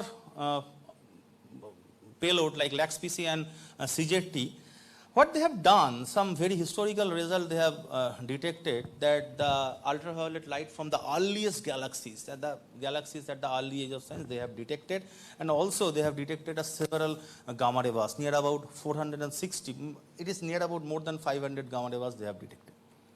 Now come to the lunar missions, the showstopper for today. But I would like to make 3 connections between the Chandrayaan 1, 2 and 3. In 2008, the Chandrayaan 1 when launched, and the first Chandrayaan 1, the objective of the Chandrayaan 1 is just to find out how the moon will be looking like. So it has a real-time imager, and there is a moon impact probe. That moon impact probe actually make a spectroscopy of the regolith that has been generated by probing a small part to the moon. But what they have, the major objective of this mission was to find it out this. whether the moon has the water or not. And they have some significant examples of getting the icy structure through some infrared absorption spectra like this. But the next question is that during Chandrayaan-2, a lot of people are asking this question that why there is South Pole, why there is South Pole. The reason is that the imagery is just like that. It is near the polar region. Okay. So the water was there, but in the polar region. So the Chandrayaan-2 started preparing, okay, we need to land on the polar surface. We need to find it out whether there is ice or not. So we know what happened, that Chandrayaan-2 was carrying three things, one orbiter, one lander, and one rover. But unfortunately, the lander and the rover got crash landed. But the orbiter played a major role there. It compensated almost everything. The total duration of the orbiter is near about 3.5 years, but surprisingly, it survived for more than that. Even if when this time Chandrayaan-3 was going to land, there was a communication between the orbiter with the Chandrayaan, orbiter of Chandrayaan-3 with the Chandrayaan-2. So majorly, what they have done, the orbiter basically, they had done an extreme mapping with the synthetic aperture radar movement throughout the lunar surface and find it out the crater and the crater beneath the surface of the moon. And so this actually gives a very intense diagram of lunar surface and other mapping and telemetry and tomography kind of thing. So but Chandrayaan-3 is almost the same like Chandrayaan-2, except there are two differences. Major differences, when we discussed this with one of the pioneer of Chandrayaan-2, Professor Tapan Misra, we took an interview of Professor Misra during the Chandrayaan-3 before it lands, and he said that in the Chandrayaan-2, apart from the 4 legs, the 4 thruster, there was a 5th thruster inside them. And this 5th one actually created a lot of mess. So on Chandrayaan-3, they removed the 5th one and only they have 4. And the second difference is that as the orbiter played a crucial role, played a massive research on Chandrayaan-2, they removed this the orbiter and they made a propulsion module. Okay, it's just moved the lander and rover. And then we know that this is the star photographs in every news article, in every TV screen. We have these photographs. But the main thing is that this is something different, okay? So to reduce the velocity from 1.68 kilometer per second to 330 meter per second, changing the satellite horizontal velocity, vertical velocity, and then making attitudinal movement and then soft landing. The interesting part is that the entire thing, the entire control of these things was printed in the motherboard when the Chandrayaan-3 has lifted off. So there was no human control. At this stage, the entire movement of Chandrayaan-3 was completely controlled by its inbuilt chip programming, and this chip programming was done before the long journey. So this is the most important part of Chandrayaan-3, and that is why the India and the Indians are so proud of that inbuilt program on a chip that was written before much ahead of this actual movement. And this will create the success of this Chandrayaan-3 soft landing. To be very honest, there is no such kind of big difference between the Chandrayaan-2 and Chandrayaan-3. The major objective of Chandrayaan-3 is just to make the soft landing, to keep to make a huge witness by the entire world that to become a 4th country who has made this soft landing or so. But not only that, it has done some very interesting job there. So these are the photographs available in ISRO website. You have already seen there, just like the releasing of Progyan rover, a lot of things. But this is quite interesting. This is the result has come from Chandrayaan-3. The left side is that due to the spectroscope, it has found a lot of minerals like aluminium, iron, chromium kind of thing as presence in the soil of moon. And the second one is the temperature measurement, that you can see that at the surface of the moon, the temperature was near about 50 degrees Celsius. As soon as you got deeper of only 80 millimeter depth, you have a temperature change of near about 60 degrees. So from 50 to -10. These are some new findings in Chandrayaan-3.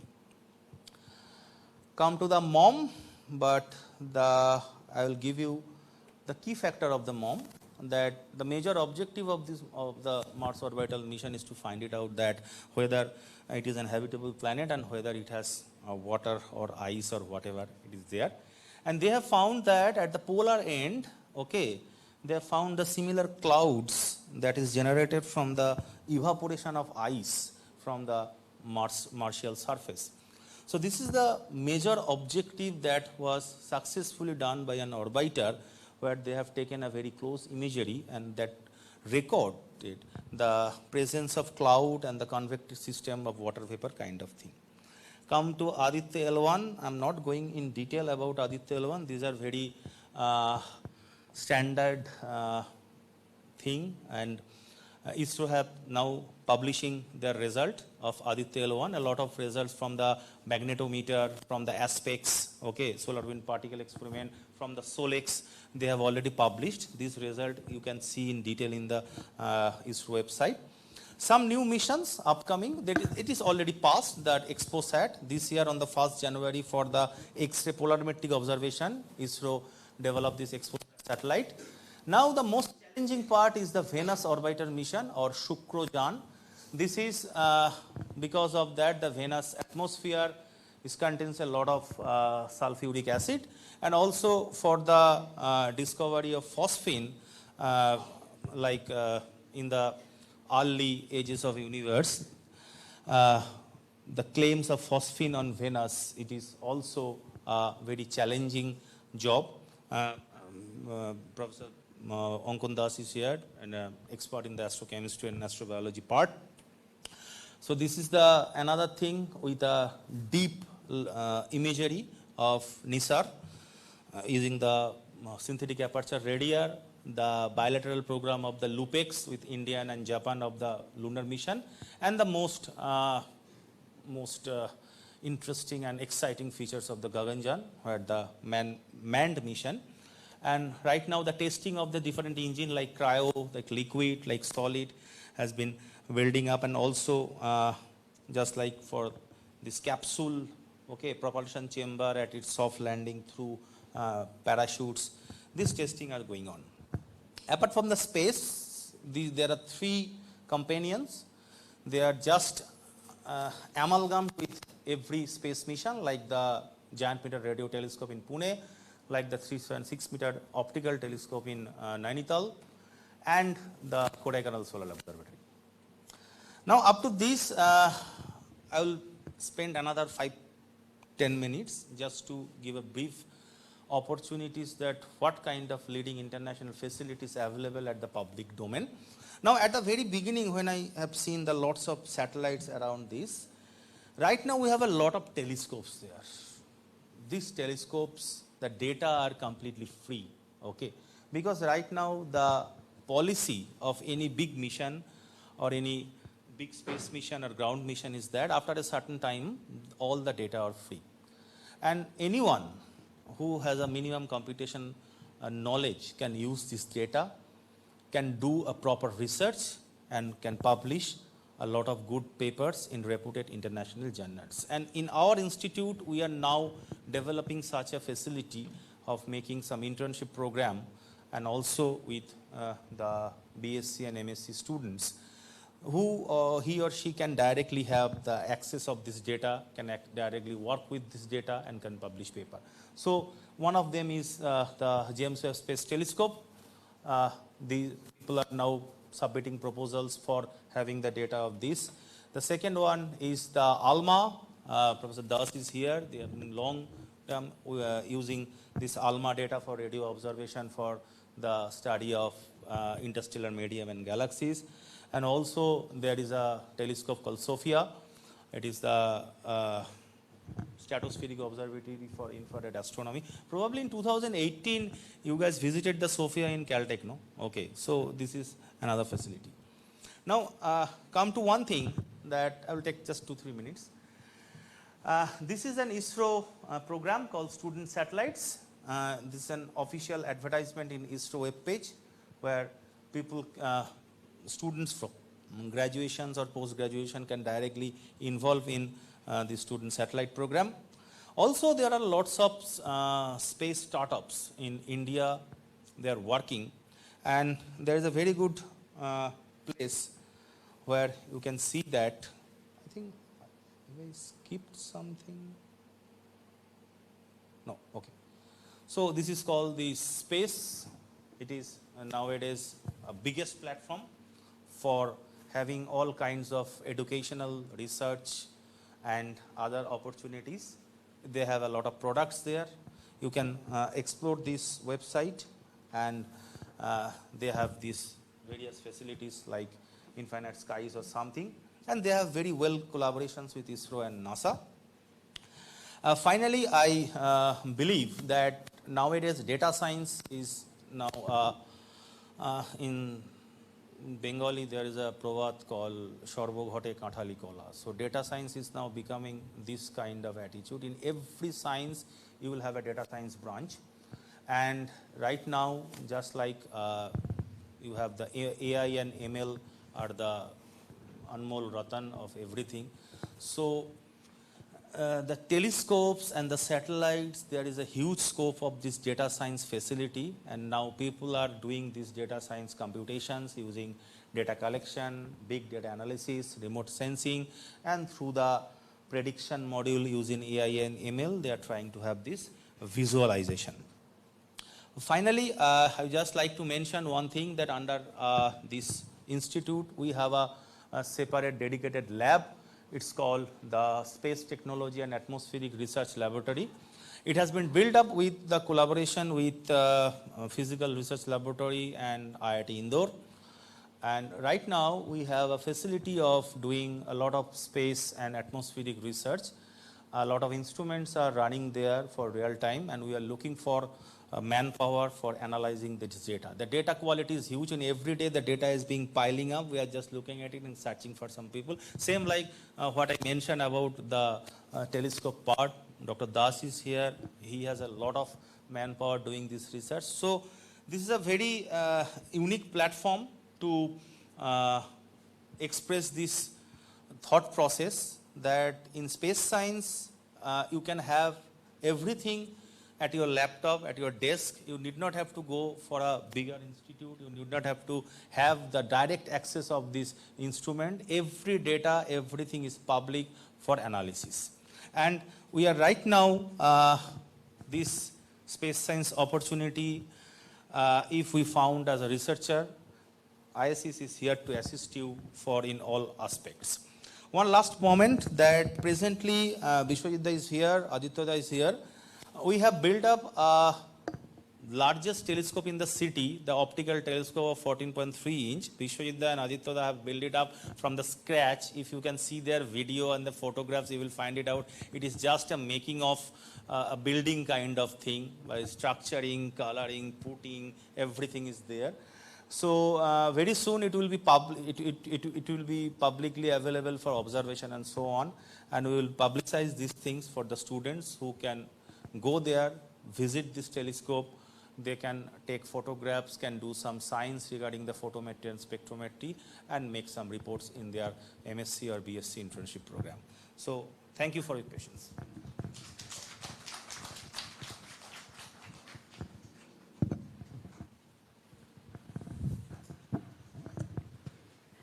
So I thank Dr. Shashmal for this wonderful presentation, and I really feel sorry for our students because of some, oborod or whatever. They just left. I mean, I wish I was a student right here and look at this wonderful opportunities, but I make a promise in front of you that we'll call you again, and this time it'll be a one-day program. We'll start from the morning so that they don't leave, because they should have a look at all the opportunities that is there. And I think with the NEP that has come into action, so the last year, as you know, is research. So we would be collaborating with you, and my specialization is not astro, but I wish I could start studying astrophysics from now on after seeing all these presentations by both of you, by Bishwajit sir as well as you. So it's wonderful. Thank you so much for visiting us. And we will try to engage more students because it's for them, and as you need manpower, and our students are waiting for opportunities. So it's just, I mean, where is the gap? I don't understand, because they want something and you are also looking for students. I think we just have to bridge the gap. So we'll come back to you. And I think we'll also, if you allow, we can also take some of the students to your place, if that is okay. So we'll... I'm telling you something that I and Dr. Das was telling many times, that when we are dealing with students, the thing is that not only for our place, the entire world, they have a lot of instruments, but they don't have the people to do the analysis. The data are being piling up on every single day. Because there are plenty, you can see that right now, if you just type this in a vertical of NASA satellites, you will have data for at least 50 satellites, when even if a student from geography who has a GIS data with just kind of remote sensing of the ground, or even if they have a weather forecasting group, they can work with it. So everything is free. You have to know the little bit of computational knowledge and a sitting place of table and chair, and the science is zero. I'm telling you the practical thing. If you ask anyone in this country, that people are looking for students. Right now, the data are enough for the analysis. The instrument, the high-cost instrument, everything is free. Even though they can give you software support, they can give you source code, you can generate everything at your computer, and you can do whatever you want.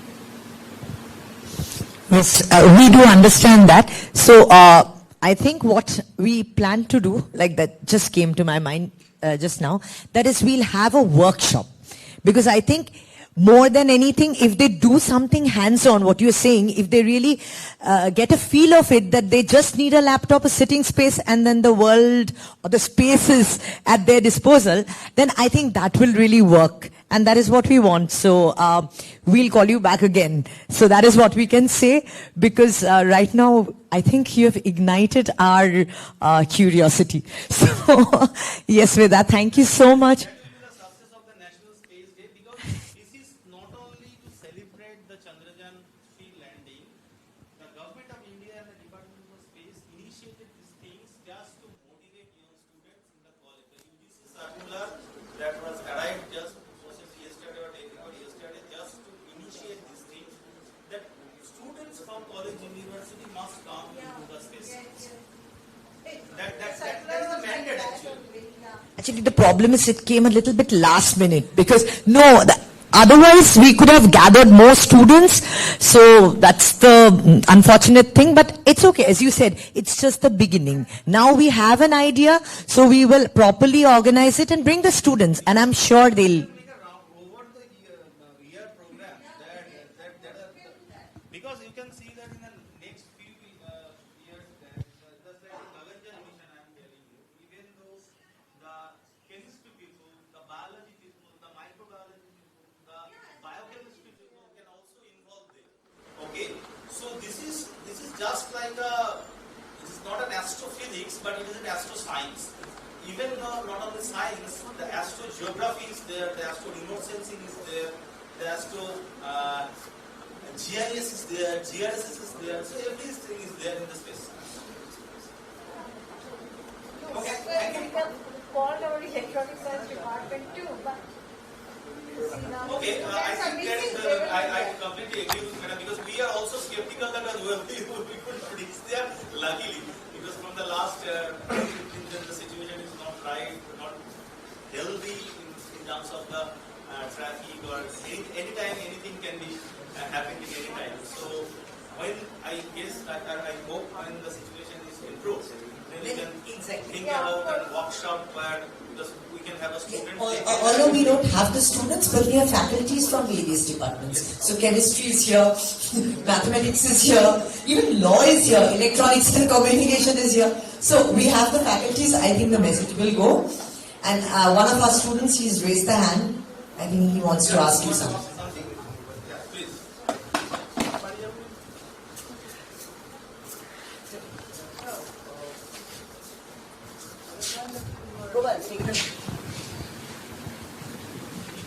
And the people who are directly into space science, so what are the other opportunities means in space research from like I'm talking about mine only. I'm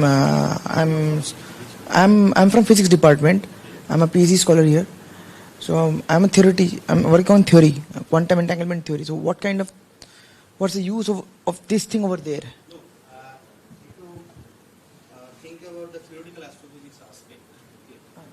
The quantum entanglement is a very advanced subject, even it is now getting connected with the Information, yes. quantum information. Now we can slowly pass down from the quantum computing to the quantum physics. So there are enormous amount of data.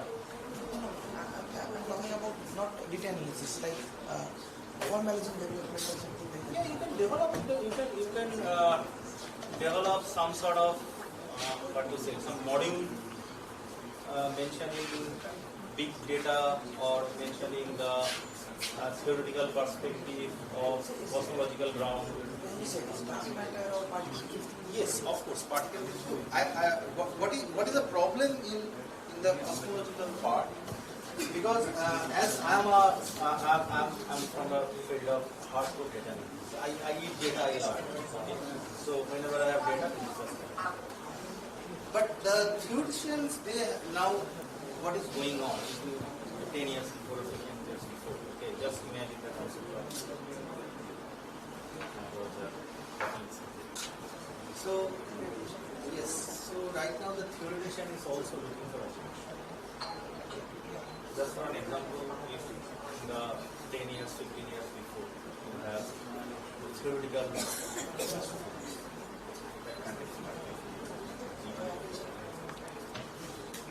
but soon after it will law.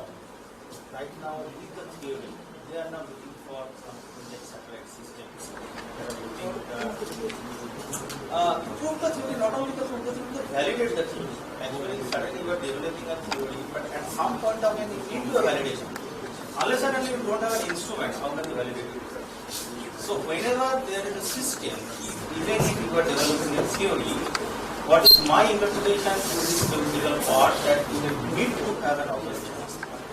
So right now, the hardcore theoretician, even though they are doing some cosmology and other subjects, right now they are coming from the square kilometer scale. They are slowly getting involved with the scientific and involved in the cosmological ground to have the observation from a scale.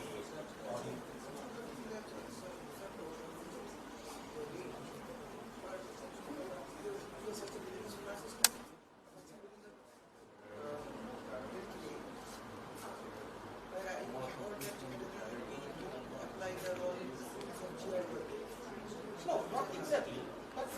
You can apply it for okay, the gravitational lensing part is also you have an experimental facility there. Okay, the LIGO is there. So right now the things have changed. Okay, whenever you just go back 15 years before you find something, something is there. Okay, make some theory, get some conclusion, and the right side you will, oh, I have an instrument. So definitely you will jump. You cannot resist yourself to have that data. This is my general understanding. Even if I found there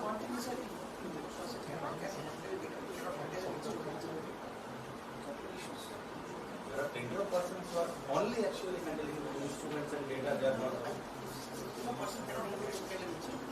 It's okay. The theoretical astrology is also a very strong group. But what if you want to come up with some data analysis, if you want to come up with some observational validation, then you need to have some. This is the reason. You just think that you can go back 15 years, 20 years. South India had got a satellite and nothing was free. You cannot have access to even the metadata.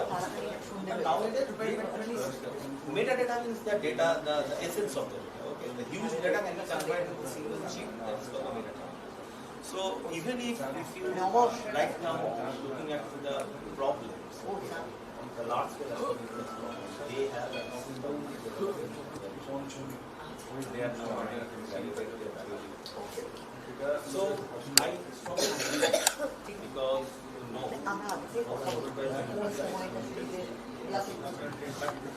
you can definitely have a large community.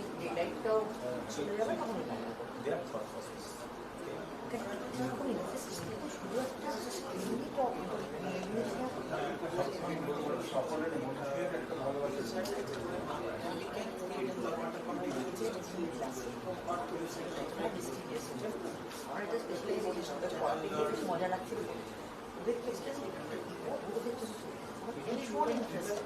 Try because right now in near future isolated satellite will be obsolete. You will only have a constellation. It is just like a wallet. If it's got pickpocket, everything is so there is a mission, there is a mission called NNS, this craft actually means a single. Someone is looking for the magnetic tail, someone is looking for the magnetic sheet, someone is looking for the magnetic egg. Not for you, right? The PIs are right now publishing papers, they have done it for a long, sleepless night. Okay, there are lots of PIs. But if you are interested in Aditya one, you can. The particle that is aspects. Aspects. You can contact with Divula. Divula is operator. You just write an email, I can forward. There is a theory of physics.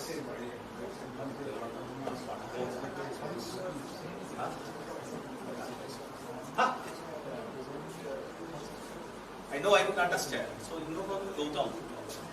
Yes.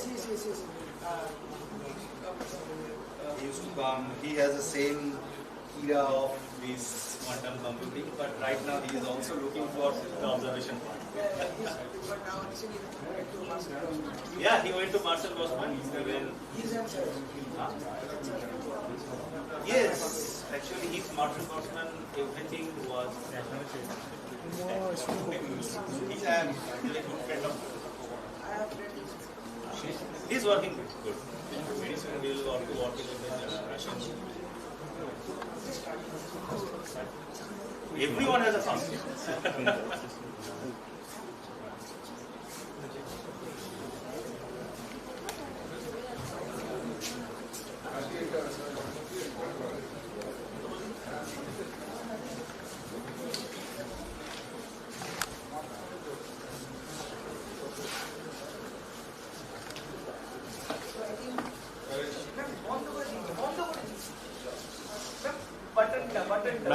But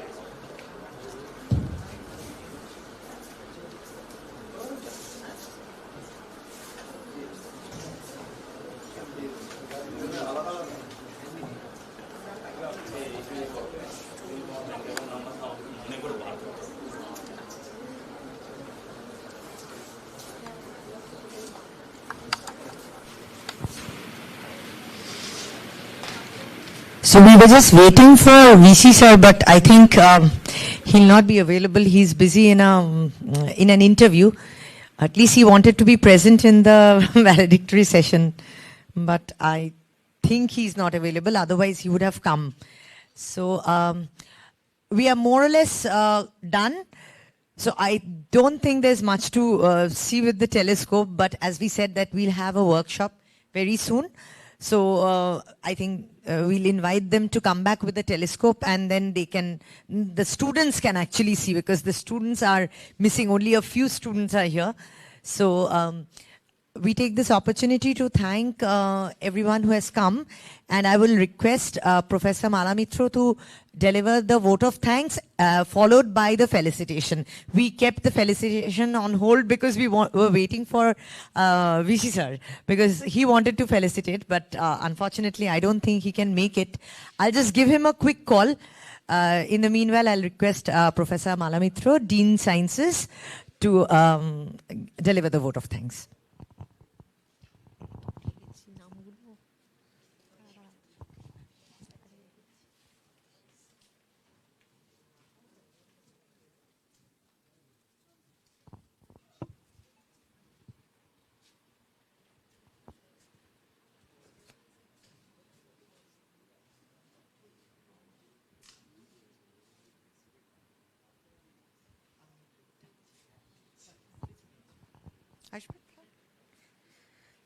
Thank you, Srobona.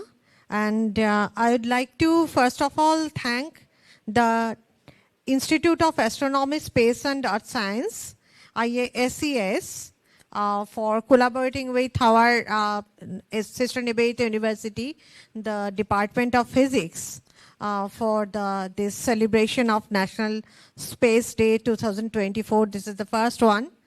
And I'd take this opportunity to thank to the whole team who has come over here from the Institute of Astronomy, Space and Earth Sciences, especially our two speakers. Both the talks was excellent, to say a few in the most few words. That it was really excellent. And as the HOD Physics has promised, we will definitely arrange for another one workshop, which is left actually some workshop or hands-on with the telescope, and also the opportunities for space sciences, as Professor Sashmal was rightly pointed out, that there are various scopes on this. So our students will be eager to participate definitely. And I would like to thank to all the faculty members from different departments of Sister Nibayat University, especially from the mathematics department, chemistry, electronics, chemistry and mathematics and electronic science, and statistics too, whoever were present here for this celebration of this special day. I'd like to thank our management for always encouraging us to organize such kind of things. I'd especially like to thank our students and members of Mass Communication and Journalism Department, who are always there, and they are with their tireless effort for photographing and videographing, and also the staffs who are there to assist us in this to celebrate this program. Thank you so much.